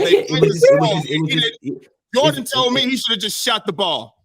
No matter what, shoot it. Just shoot it. Listen, Big Mike, let me tell you. Listen, Mike. I'm gonna be real with you. I agree with Jordan on this one because to me, we all talk about how LeBron's IQ is. He has a high IQ. Great IQ, great passer. My thing is this, Mike. If you know these dudes are running a zone on you, and you can blame Eric Spoelstra or who the fuck would be. You can blame him. I'm not blaming Spoelstra. You gotta you're the player in the game. You gotta make things happen. You gotta make it happen. And LeBron wasn't making it happen. I'm with Jordan on this. Shoot the bitch. It's either going in or you're gonna miss. Yeah, but that's not one or the other. That's not what LeBron is gonna do. He's not just gonna jack up shots. He's just not gonna do we know that. We know that. But my thing is shoot. We're not. I get you, but at the end of the day, bro, they're not even guarding you on the three. They're telling you to shoot it. Right. You're looking. He's But listen, not going to just do you're that. looking like Giannis. You're looking like Kobe with Rondo. I'm gonna let you shoot. Was broke. That Jay was broke back then, for sure. But I tell you, but hey, if it's broke, but my thing is this: it might drop one time. Let me tell you something. Don't come on my team, your broke ass Jay. Do not shoot that shit. Get the ball out your mouth. You, Mike, I'm on that thing. Look, if you don't got no jumper, don't shoot that shit. Right. So when I'm watching the series, I'm saying pass that motherfucking ball, nigga. Broke ass motherfucking Jay. Because every time you shoot it, it's coming off the rim and you're giving them opportunities. You feel what I'm saying? Don't come on my team and shooting that broke ass shit. Not on my squad. That's okay, me. So then it's Big Mike. Go ahead. What do you think LeBron should have done then? What he did? Pass that motherfucker. The game. Okay. What should he have done, Mel? What should he have done? Me? Yeah. Personally, I'm gonna tell you what they should did. Well, one, I'm gonna give you some credit. Spoelstra should have done something, and what Spoelstra should have done is this. Spoelstra was young. He was young as fuck. Yeah, he was young, but this is better now. But he's a great coach now, really. But my thing back in those times, maybe this is why LeBron wanted Pat Riley to coach the team. For shit like this, for this reason. He did ask.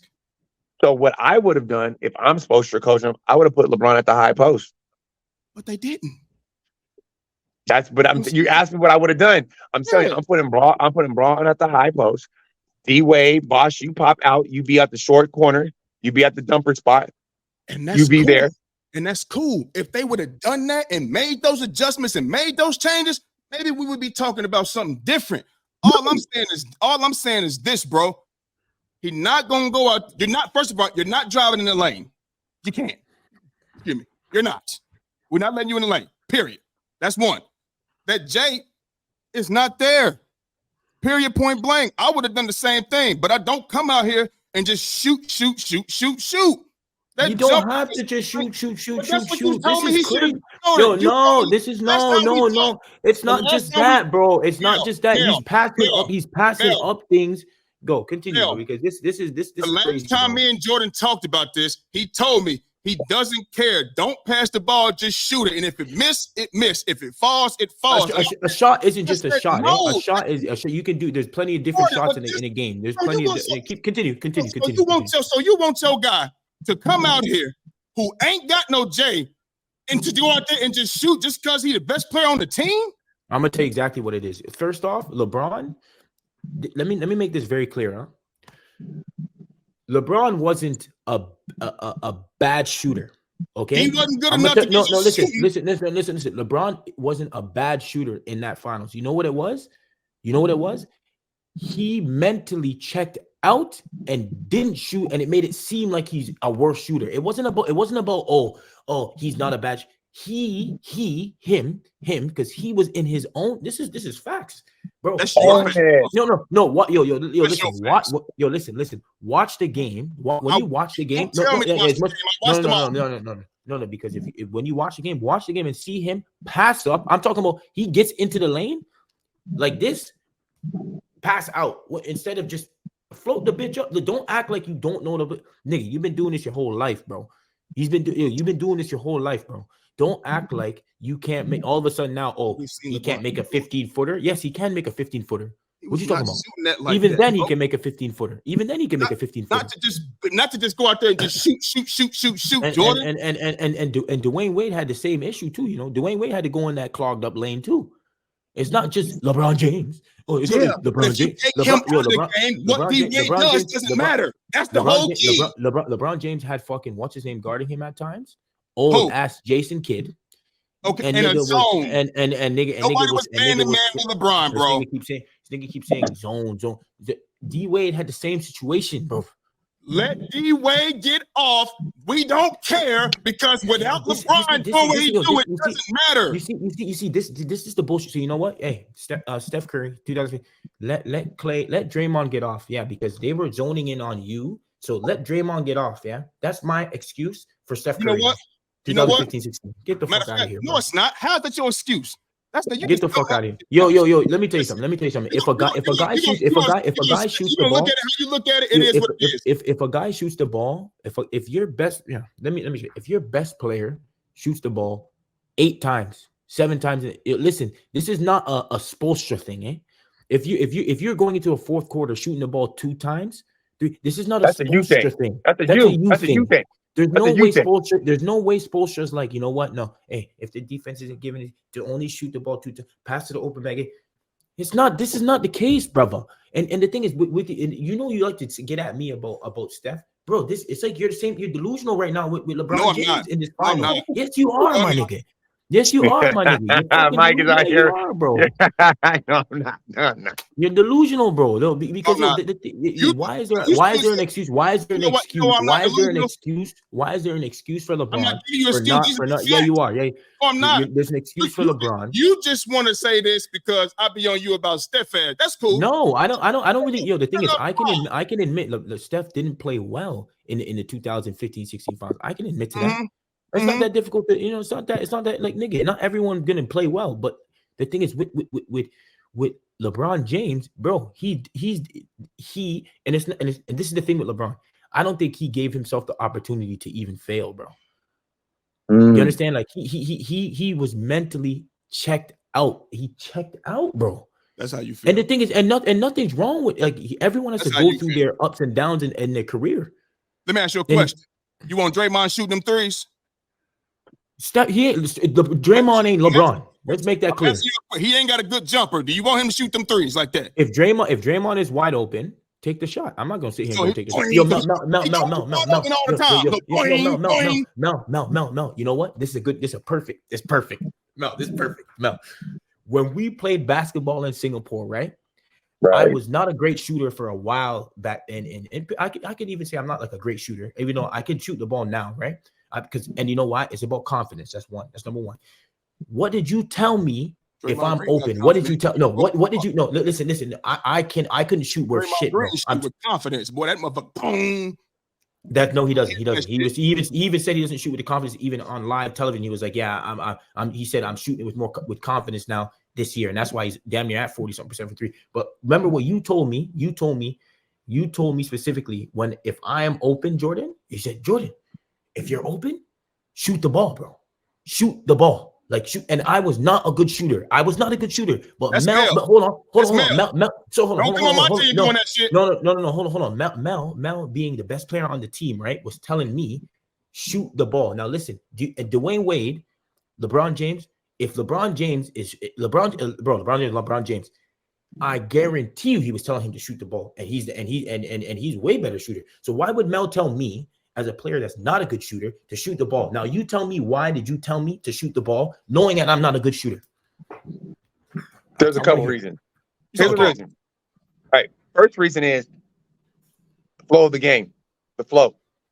You know what I'm saying? Like if I pass Jordan the ball and he don't shoot it and I go to crash and he takes a dribble inside, he done fucked up the flow of the game, the offensive flow. That means that shot, even if he misses or makes, that's the shot you have to take. Because I'm looking at it as, like he said at that time, he's not a good 3-point shooter. So I'm looking at it, if he misses, I'm getting the rebound. Because I'm already moving in the direction to get the rebound. No, you can't just say, they're going to get the rebound. No. Well, I am going to say that because that's my mentality. Just like a Dennis Rodman's mentality, I'm getting every rebound. Tyson Chandler wasn't down there, was he? What you was he? And Chandler? No. So how you going to say just get the rebound as D Wade? He's just a rebounding machine. Okay, then what the thing is about this, if you're going to bring up the Tyson Chandler, Sean Marion, we're talking about rebounding, right? Right, but here's my thing. If, like Jordan said, if he takes those shots with confidence, that's the main thing. You got to be confident. If he's taking those shots with confidence, make or miss, it's the right shot. And the more you shoot those, the more you will start feeling confident in shooting those shots. All it takes, real talk, Jordan can probably testify this. All it takes is one of them to drop down. And then you're going to be like, okay, I know what to do. Because that's all it takes. That's why Steph Curry can go have a bad shooting night and still get him going. He'll still get him up because one goes down. He's the greatest shooter ever. Any shooter. He's going to shoot. LeBron wasn't a shooter, though, bro. He wasn't a shooter. I know he's not a shooter, but LeBron's a scorer. But from the perimeter shooting, he's a scorer, bro. He's a scorer, bro. That's what makes. I'm gonna be 100 with you, Mike. He's a scorer. Go ahead. He's a scorer. That's what makes LeBron's scoring title so fucking amazing to me.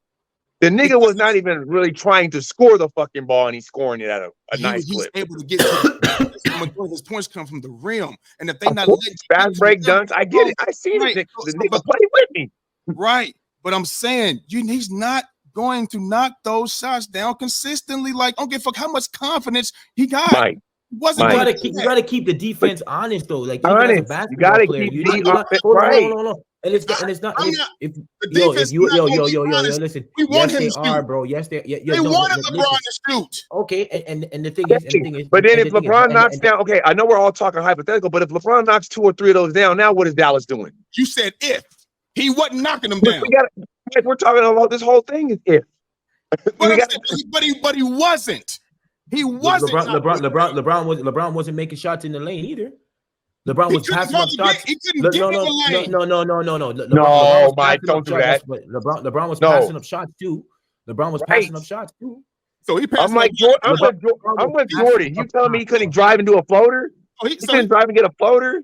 When we seen LeBron doing floaters back then, bro, when we see that, LeBron characteristically, when we see that, bro, yeah. Let's give it 100. Hold on, real quick, bro. When we seen Bron doing floaters back then, that wasn't in his game. Come on, my thing is this, Mike. My thing is like my thing is like this though. Like Jordan's saying, if you're in the key for a 2-foot shot, you can't get it up. So he wide open, passing up shots. That's what you're telling me. He's passing up shots, bro. He Ben Simmons the shit. No, don't do that. Don't do that. You got to show me that. No, he was passing up shots, bro. Like Jordan said, bro. I watched that game and I felt like LeBron was in his own head. I'm gonna tell you the truth. He looked nervous out there. He looked shook. Like the bright lights got to him. Oh man, the bright lights got to him. I don't know what. Hey, that's your opinion. But here's the thing. I'm like Jordan. It's okay. It happens to every player. Understand. I know it's okay, but I don't think that's what happened. I'm telling you what I feel happened. You tell me what you feel happened in school. Tell me what happened, Mike. I just want to know what you think happened. I just told everything. You're just saying he don't want him to shoot the shots. That's all you're saying. I said way more before that. You didn't hear me? What are you? Mike, come on, baby. You're talking, man. I ain't going for that. It's over. Dude, hell no. I ain't going for that. He in his head. I ain't going for that motherfucker. So hold on. If a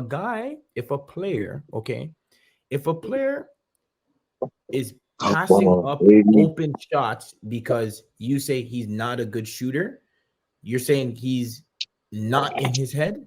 So hold on, think about it. LeBron James, the greatest player in the world, is going to sit there and say, I'm not going to take an open 15-footer over a 6'2" nigga, because if I miss, it's not good for the team. Or that's what you're trying to tell me? How many he missed before that? Are you trying to tell me this? Yes or no? How many missed before that? If you go into the fourth quarters of the last 4 games where he's only shooting the ball like 3 times, and you're going to sit there and tell me, oh, it's because he built the of mansion their zone defense? He built the mansion by then.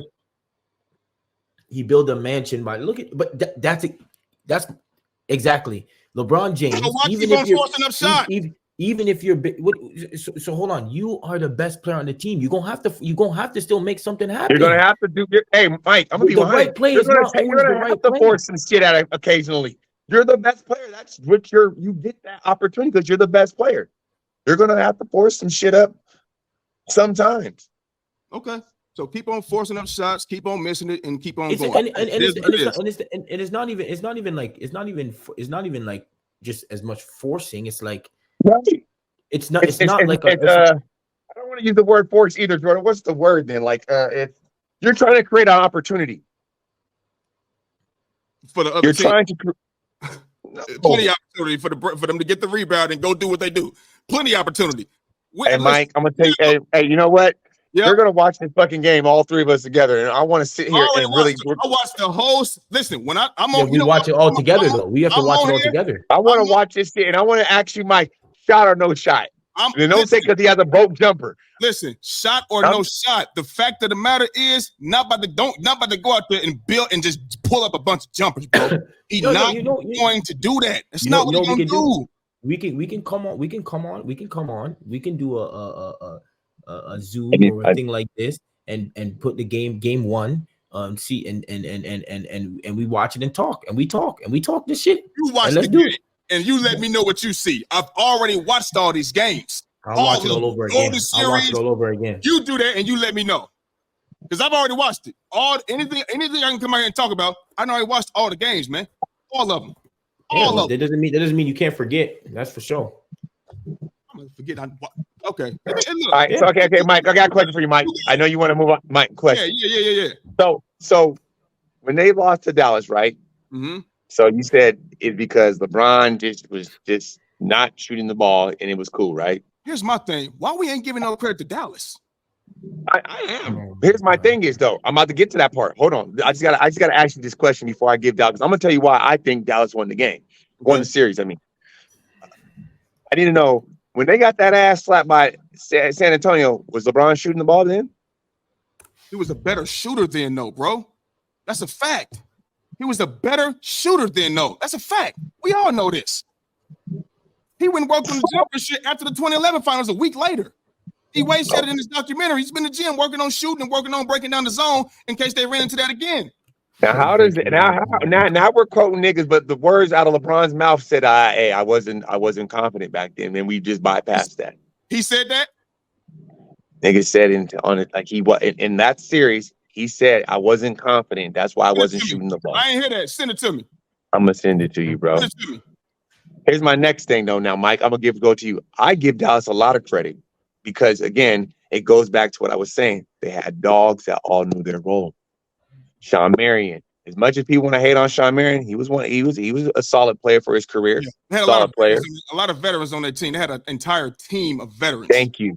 You have one superstar, Dirk, that's gonna carry you. J Kidd, who was killing, nigga. And them all niggas were shooting 45% from three, shooting at the gym. I'm gonna tell you a sneaky nigga that niggas don't really talk about in that series that was going stupid. And it wasn't even Jason Terry. And Jason Terry went stupid too, but that nigga Deshaun Stevenson.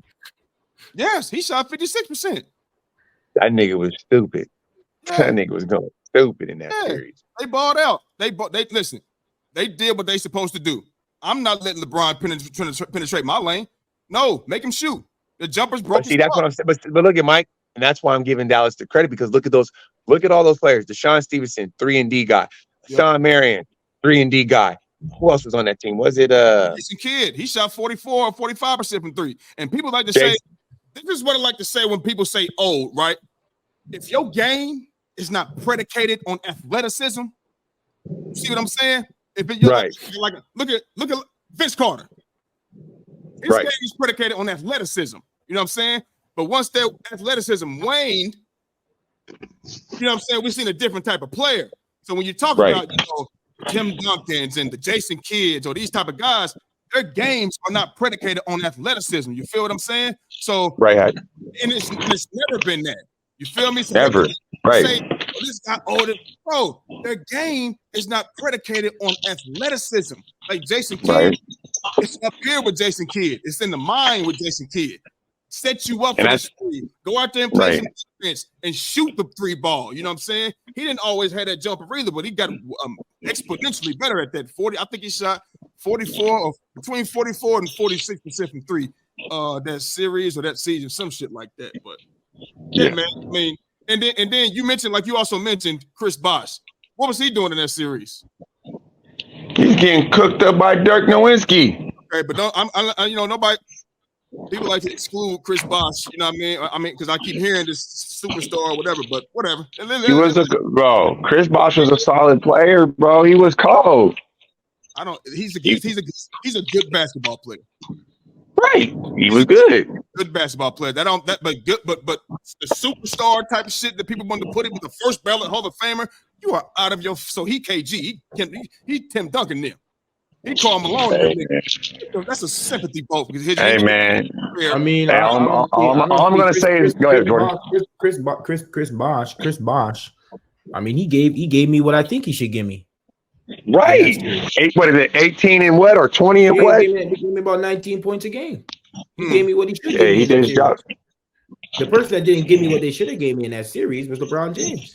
Well, when all the focus is on you, it's gonna be hard, baby. Oh my God, this bullshit about this all the focus shit. Stop that, bro. Not bullshit. It's So like all the focus wasn't on him against Detroit the year before when he was with Cleveland when he got like 26 points in the fourth quarter. he wasn't running no zone. They was guarding that man face up. They had him guarding that man face up, and he was just blowing right by him, going to the lane, dunking on people.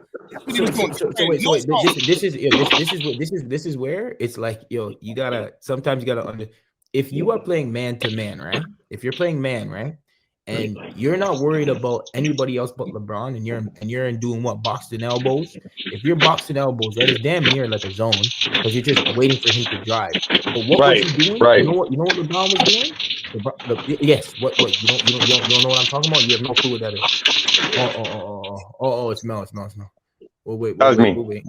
Okay. Go ahead, do your thing, bro.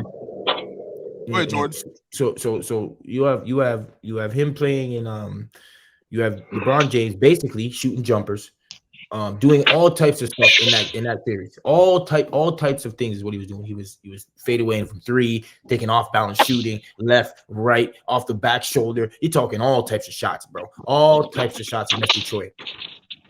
And who else was going to take the shots? Huh? We could have Boopy. Wait. In Cleveland, Boopy could have took a shot or two. With a pass from LeBron, yeah, he ain't going out. So, what I'm saying, so you're saying that it's okay for him to not do that because what, he has D-Wade? I'm confused. It's okay for him to do what?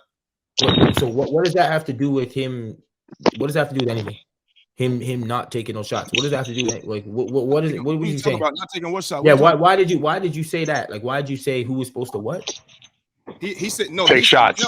Mel said that Bobby Gibson could take shots, and I said he's getting assists from LeBron James. He's not creating his own shot. He might come off a screen and shoot the ball, whatever the case may be. Nobody was out there creating shots for nobody but except LeBron James. LeBron James was creating in the Dallas series. LeBron James, you go check and see what he was still damn near getting 7, maybe 8 assists a game. Right. Because even more, they played a zone against LeBron, whereas Detroit. What? Detroit. You can hear the background quite well. I'm outside. My bad. Detroit didn't defend LeBron like that. Maybe they should have. Detroit. What I'm saying is he was making and doing all those shots in the Dallas series. In the beginning, he was making his shots. So eventually, they didn't go to the zone to game 3, game 4. Yeah, but if you already making shots before that, it's not a now. What are you talking about with confidence? That means he can make. No. Shooting from 3. I'm with you on that, Jordan. Right, Jordan. No, say that, Jordan. If you're hitting shots, he was already making shots before that, and he was making threes before that. He was making threes. So hold on, and their zone back then wasn't. Their zone is like closer in, so like it's even closer for him to take a shot. So if he's already has his confidence by shooting the basketball, when did it stop? When did his confidence just? He was already confident going into the first couple of games because he was doing well in the first couple of games. You act like he out here just 3 after 3 after 3, bro. He was not. I'm talking about his confidence. So obviously his confidence is shot okay because he started missing shots. All of a sudden, you're saying LeBron James starts missing shots. That's him now because he's missed shots before. He's missed shots plenty of times before. So now all of a sudden you're missing shots at this stage. It's a bit different now. Now it's in your head. Now it's in your head. That's what they're giving you. You have to take those shots. They're a zone now. The zone is not a thing where you're just gonna be.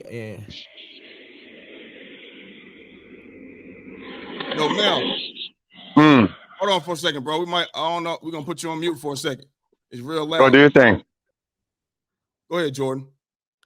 Yeah, what I'm saying is, if a zone's not just going to specifically stop LeBron from doing what he still do. To be honest with you, you can get your shots even more in a zone. A zone is like easy to get a shot. It's mad easy. I don't know why you think like you played ball. Like, am I the only one that hasn't played ball? Like a zone, like all you gotta do is go into that middle there, boom, easy jumper, easy, right there at that free throw line, boom, done. All you gotta do is when Dwayne Wade drives, cut to the basket. Cut to the basket. There's so many, like, you know how many times that can be done? Like, it's not that he was mentally checked out. He wasn't forcing any shots, which you want to see LeBron take some shots. He wasn't being aggressive when he was making bad mistakes during those. Like, he was doing stupid things that he doesn't usually do. That's being in his head, bro. When all the focus is on you, it's not things can happen like that. I didn't see. They weren't putting all the focus on D Wade and Chris Bosh. The key to got to stop is LeBron James. You know what being focused on is? How about Toronto doing something to Steph Curry, doing a box and one in the finals like this is fucking grade 6? That is being focused on you. So you telling me they don't focus on LeBron? That's what you're telling me.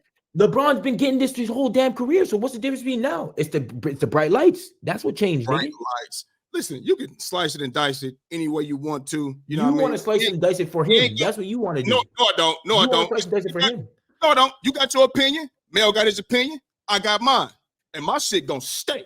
So it is what it is. Well, let's not talk about people getting fucking focused on a little zone, and then all of a sudden I can talk about all of it, and then all of a sudden LeBron James becomes Smush Parker now. Yeah, okay. Say what you want to say. You can say and try to make it worse than what it is anyway. Because I didn't got on you about Steph, all these type of shit. That's cool. So cool. It is what it is. You done? You got something else to say, Mel? Nah, man. We gonna have to watch this game. I'm actually gonna watch this game tonight, man. I'll watch it, and it is what it is. Moving on. So, Mel. Yeah. Yes, sir. We had a question, man, that we talked about. Oh, yes. Go ahead and let me and Jordan know exactly what she was talking about, so we can go ahead and bark on it, because we're gonna have to get up out of here in a second. Yeah, so basically, can you guys hear me? I know my background's out. I'm outside right now. Yeah. But what I was saying basically is, has the Black American athlete, is he dying out? And what I mean by that, and I mean that in all sports, but we can just stick to the main sport, basketball right now. And what I mean by that is, like, right now, that's why LeBron James is still like the face of the league. As you know, the NBA has been trying to find somebody else to hand the throne to, but every time we try to hand the throne to somebody, they do something stupid. First it was Ja, and then Shorty wanted to be a thug. Then it's fucking Zion who want to be Pornhub. Then it's fucking Anthony Edwards that just got the fucking text messages. Like, every time we want to hand it off to the next black, and when I mean Black American, I'm not talking African. I'm talking born in America, raised in America. Like Michael Jordan, Kobe Bryant, LeBron James. That's what I mean. Like, if you look at the NBA today, it's getting ran by Europeans and Africans. Yeah. You don't see the Black American athlete, even if I take it a step further, and like I was telling you, Mike, even in baseball. Yeah. Like when I grew up, Ken Griffey, Frank Thomas, Barry Bonds. Yep. Nigga, now baseball is ran by Japanese and Latinos. Yep. You know what I'm saying? So I guess my question to you two would be is, where is the Black American athlete going? And what is it? Is he basically falling off, or where's the black athlete fit in sports now? Because it seems like he's dying out. You want to go, Jordan? No, you go, and then let thing like you go, Philly, and make Mel's thing, so the background. Then you go. Yeah, Philly. I got you on mute right now, Mel. So if you need to talk, bro, just give me a thumbs or give me a signal or something. Is it extinct? Is it kind of like dying out, man? When you sit here and think about it, dog. If you sit down and think about it, you can say yes, because LeBron James is on his way out of here. He's been the face of the league for so many years. You understand what I'm saying? Who's next? KD about to be on his way out of here too. And KD, I don't look at KD as like the face of the league type thing. Like the face of the league, you got to be a leader. You got to be that guy. You got to be all of that in one. You feel what I'm saying? And that's just not Kevin Durant, if you ask me. You look at the young guys, looking like Ja, like you said, Shorty want to be a thug. Is he gonna get his act together? We don't know. You understand what I'm saying? And even look at Anthony Edwards. Like you said, we was talking, and you brought up football too. And you was like, look at Pat Mahomes. You know what I mean? Look at Pat Mahomes. You know what I mean? Like that's not that's not 100% nigga. You feel what I'm saying? We talking the black athlete. We're not talking about it. We're talking about the black athlete. You understand? He's a mixed breed. He's mixed. He's not 100% black. You feel what I'm saying? And Jalen Hurts, he ain't won a Super Bowl. You feel me? He gonna have to win something. Win something. You know what I mean? So when you look at it, dog, it looks that way. Because I don't think Ja could be the face of the league. I don't think Anthony Edwards could be the face of the league. Then when LeBron is gone, the face of the league is going to be a black person. It's going to be Jokic, Luka, or American black person, Giannis. You know what I'm saying? It's going to be those. It's going to be those guys. The ones like us. Even if we talk about SGA, he's Canadian. Yeah, but he's like you. Don't do that. He is like you. Listen, Jordan, the American black athlete. He's not American. He's Canadian. You didn't say he wasn't black, motherfucker. He's not American. What are we talking about? You know what I'm saying? And so, I'm just trying to think further along. Like you said, Zion, hell no. No. Karl Anthony Towns, fuck no. AD, absolutely not. I mean, who else we got? Who's next? Who's next to beat the field fill the shoes of a LeBron, a Kobe, a Jordan, a Magic Johnson, a Kareem? You know what I'm saying? Who is it? But what I'm saying for you, right, Philly, think about this though, because we wanted the NBA to get more like this, right? Yeah, global. So if you have the, I'm glad we're talking about this because at least we have different views and all that. But if you want the NBA to get bigger, then there's going to be more chances that there's going to be other players that are going to be good in other places. You know what I'm saying? So hold on. So hold on, let me finish. So what I'm saying is this, though. What I'm saying is this. Now you have players that are coming up that are American, that are the so-called. You have a De'Aaron Fox or even though John and them, they made those mistakes. Anthony Edwards, right? Like Anthony Edwards, for me, I feel that he has the personality, he has the game to be a face of it. You got to do something in this league, baby. Of course, but hold on. He's coming up. What? He's coming up. We'll see. He's coming up because before MJ was just getting buckets and they was already like this dude, the man. He wasn't doing. He didn't do shit. I know.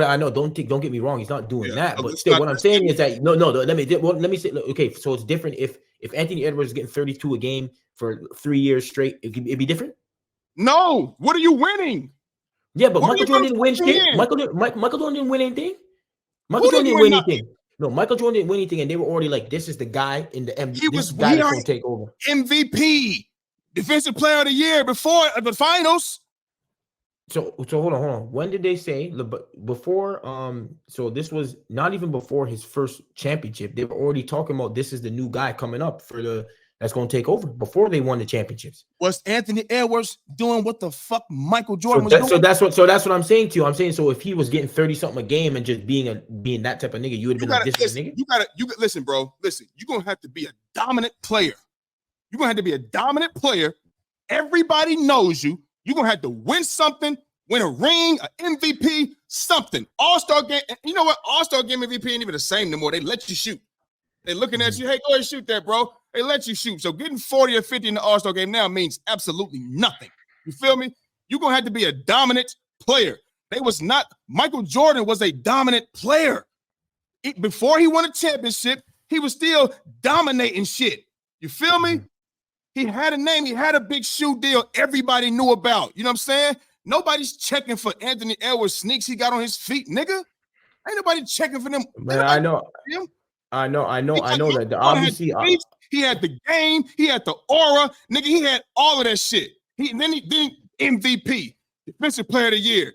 Then he champions. He All-Star Game MVP. Like, bro, Michael Jordan was he was just steady just doing this. Just doing this, bro. Dominating shit. So my thing is, when did Kobe Anthony Edwards become dominate that? the league? But when did Kobe become that? But the face of the league? Yeah. Because but he didn't have that in the beginning. In the beginning, he had Shaq on the squad, bro. No, I'm not talking about even that. I'm talking about even before that. Like when did he become? Because he wasn't. It took him a few years. It took him a few years to get to that point. Right? It took him like 3 to 4 years. It's gonna be noisy for now. It's gonna be noisy. This is what I'm gonna say to you on that one, Jordan, about Kobe. I personally don't think Kobe got his just dues of being the face of the league because LeBron was in there. They were trying to promote LeBron. Personally, I think people in the league, when you would talk to people in the league, even LeBron and other people, they'd be like, who's the best player? They would all say Kobe. But I think the NBA was marketing LeBron. That's just my opinion. Okay. Could be. I mean, you can say the same thing about like they try to say Jordan, they wanted to market the dunk and all that type of shit, whatever the case may be. But I listen, bro. I think it's tough now because I think it's more players that are coming from around the globe that it's going to be harder for it to be just an American player now. You know what I mean? That's cool. And I think that's why that's what you wanted, right? Like you wanted it to get to that point. Now, so we're asking. That's beside the point. Whether all over the world, they've been, Dream Team. They started that in Barcelona, '92, trying to make it global. Aside from that, is the Black American athlete? I think it's because the face of the league is not going to be a black person, bro. It's not. No. You got Ja over Luka, huh? I don't. Nah. I don't. You got somebody over Joker. You know what I'm saying? You got Zion over Giannis. No. The top guys in the league right now, bro. The top guys are not American. And LeBron is on his way out of the door. Whether you want to say 2 years, 3 years, that's right down the street. So do you believe that what happens this year with Ant Edwards, like say they were to make a deep run or they win, do you think he can be that guy? Bro. Yeah. Listen, man. I'm just saying, like hypothetically speaking, if he were to win, do you think Anthony Edwards can be that guy? Look at the players that's the face of the league. Look at LeBron. Look at Kobe. Look at Jordan, Magic, Kareem. Do you think Anthony Edwards is the face of the league? You gotta be that. You gotta be on that level. You gotta be that, and that's not. Bro. No. So basically, he has to win. And they're not. He might average 30. He wasn't never the face of the league. Yeah, but he basically has to average 30. He basically has to like kind of win and be that and start winning and or win and have the numbers to back it up and all that. Bro, yes, you gotta have all of that. even though you gotta have the aura, all of that. We talking face of NBA. Face. You gotta have the game, the aura, when you walk in the room, motherfuckers is like, oh my God, face of the league. Anthony Edwards, I don't give a fuck this year, next year after that. He walk in the room, nobody's gonna be like, oh my God. No, he don't have that aura, the game yet. Forget the fucking personality. Fuck that. We know he's funny, he can make you laugh and shit. He might be do a good interview. We talking about face of the league. And it's kind of slipping away. Kind of slipping away, bro. It is. When you think about the next best players that's coming up, they ain't black. That's fine. We glad the game is global. The question is, the black athlete has been the face of the league for so long. Is it about to be extinct? And I think it damn near is, unless you telling me, motherfucker just about to flip the switch and be up here with the shit. And I just don't see that happening. I agree. No, I said I agree with everything you said. I agree. And then look at it right now. Even to this day, who's the next dude that we're promoting? Victor. Where's he from? Europe, France. I mean, you can say Chet might got that, but Chet is what? White. And I guarantee if you dig deep enough, he's from some European country, his brother's bloodline. Some shit like maybe so, man. I think listen, like you said, nothing lasts forever. You understand? Nothing lasts forever. You feel me? Like, it is what it is, man. It is what it is, man. I think it's coming. Like I said, let you tell me they just gonna flip the switch and they just gonna. Then other than that, it's gonna be Jokic, it's gonna be Giannis, it's gonna be Embiid, it's gonna be Luka. That's just what it's gonna. It's gonna be international. Yeah. I think you guys have a little. There's a little thing going there. Like you guys, if you talk about this, like I think the guy that was coming would have been Ja, and obviously that happening is kind of. But I think he can have a chance. If I'm gonna pick Ja or anybody, like Ja has a chance to. He has a chance to turn that around, right? Because I think because I think because he does, but like what happened with even with Kobe and the thing happening, even though he won, I think before that, but like the thing happening with the girl and all that type of stuff, that like I think you can. I think it's only right, especially America being it's about second chances and all that stuff. Like he should get that opportunity to have that second chance, and hopefully he does, because he has the game and all that for it. Though. His opportunity, and we're gonna move to these picks. His opportunity is to stay clean, ball out, win things. You know what I'm saying? I don't care about you dancing to the crowd. You're gonna have to win something, Playboy. Yeah. You have to win something. You feel me? If you ain't doing that, and listen, bro, I'm telling you, being a black man, they look at us like the black dudes with dreads. They look at us like he's a menace. You feel me? He's a menace. You understand what I'm saying? You never seen, guys be the face of the league that got dreads. And listen, they just never had dreads. You know what I mean? Look how they try to treat Allen Iverson. Look at that. I'm going to take it a step further real quick on it, Mike. I believe that Seattle Seahawks, when they played Tom Brady, I believe they didn't want Marshawn Lynch to be the face of the league. That's why they had that nigga Russell Wilson throw the ball. Hey, maybe so. You know what I mean? I just think it was a dumbass play call. You ask me. You feel me? But it could be what you saying too. But I mean, but think about it like this, Mike. You've seen the game. Marshawn was killing in that game. Yep. You're telling me beast mode is not going to get a 1 yard for you? Right about he gets that. He gets that. He already had a touchdown. He gets it. He has 2 tubs, whatever yards he is. He's the face of the league. You think motherfucking Roger Goodell and them niggas want that loud, outspoken nigga? I'm just here to not get fined, boss. Marshawn ain't going by the rules. That's the face of the league. A dreadhead, gold grill nigga. Yeah. Come on, really. They scared of that, bro. So Ja, does he have a chance? Who knows, man? Who knows? But they look at him like he look at what he's already done.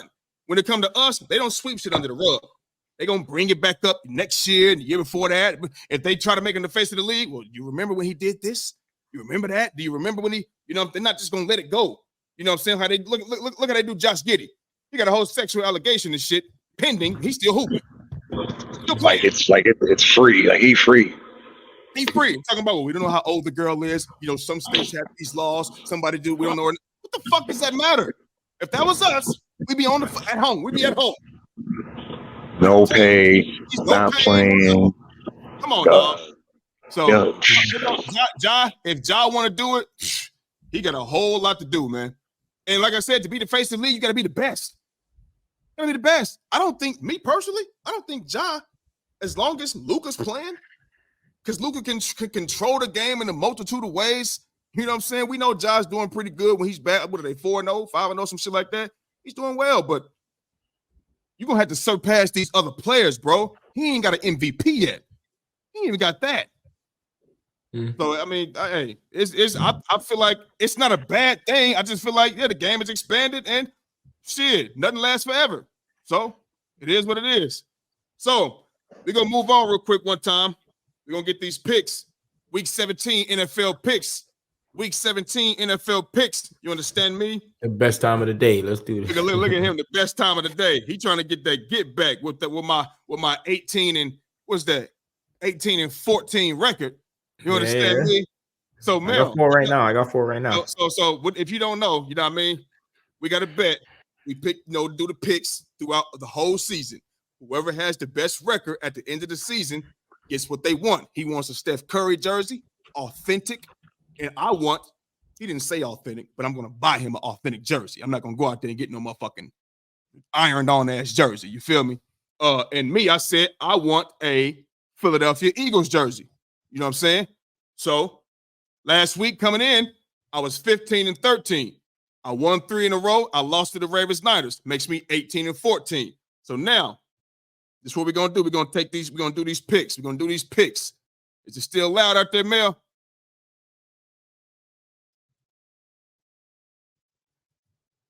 Okay. Okay. It will be loud. Well, it will be loud. Okay, cool. All right. So just shake your head, Mel. Just shake your head if you agree or whatever the case may be. So, Lions Cowboys Saturday night, 8:15 on ESPN. I got the Cowboys. They're not going to lose to the Lions at home. Who you got, Jordan? I need to go the opposite in order to catch up. You know what I mean? Listen to me. Trust me, you're never going to get me to bet. If I think the Cowboys are going to win, you're never going to get me to bet that they're winning. That's never going to happen. I think they're going to win the game. You know what I mean? But you're never going to get me to bet that the Cowboys are going to win because obviously I want them to lose. But So I think they're going to win. It's not a bet. So this Fuck we won't. no, nigga. All right, I'll take the Cowboys as well. You got Cowboys, Mel? Yeah. I got Cowboys too. Okay. Next game starting on Sunday. Cardinals, Eagles. You want the Cardinals, don't you, Jordan? Remember last time you said you might take the Cardinals. You want that bet, right? No. So you was talking shit last time. Yeah, Eagles. Eagles go. Just go past it. Let's go. I'm gonna pull a you on you. You're scared, nigga. You're scared. Maybe. I am. Yeah, Eagles. All right, cool.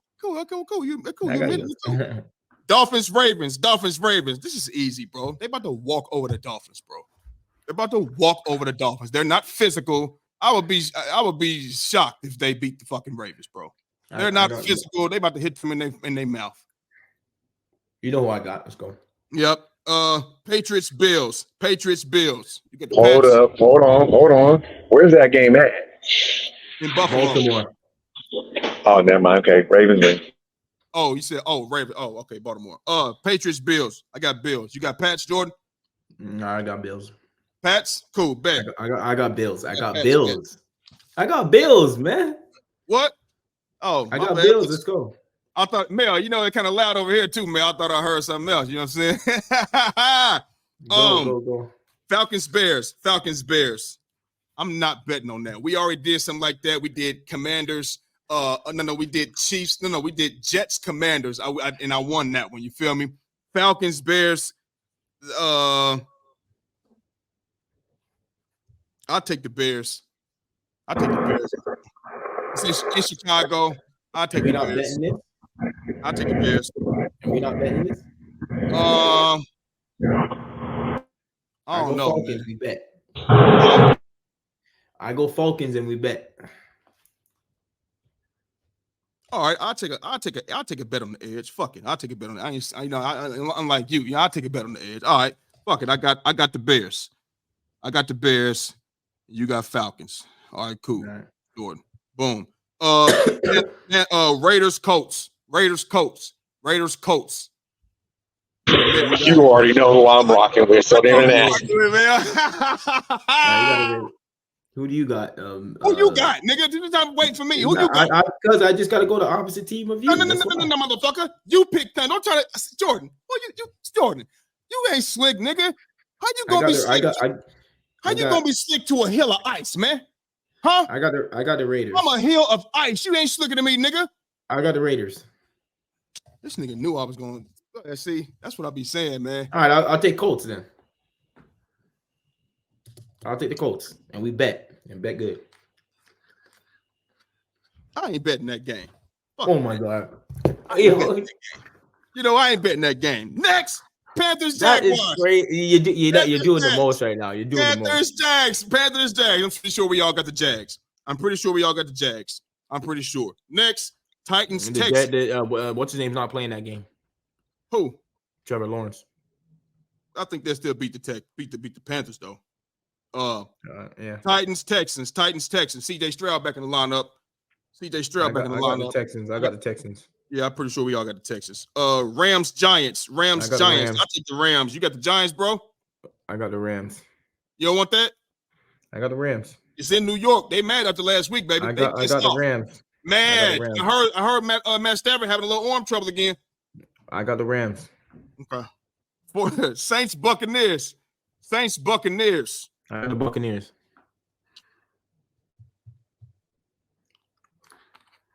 Oh, I got Bucks. They're gonna beat them.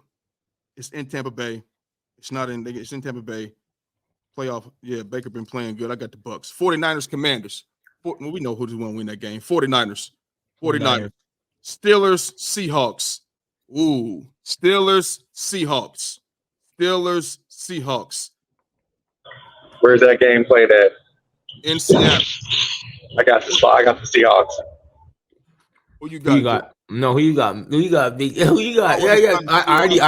I went first last time. Who you got? Chris? All right. I have.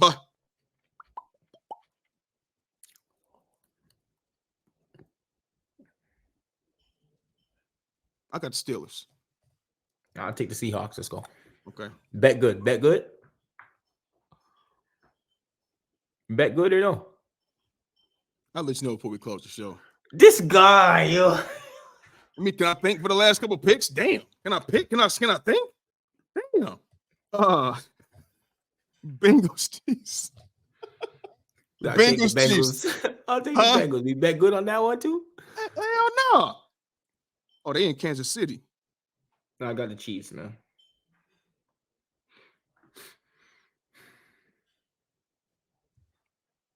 I got the Bengals. I don't want no bet though. This guy's being scary, bro. No, well, maybe I am. Chargers, Broncos. You know they got that new quarter. I ain't betting on that. We don't fucking know. They got a whole new quarterback for the Broncos. Jared Stidham. Yeah, I ain't betting on that shit. Packers, Vikings. I got the Vikings.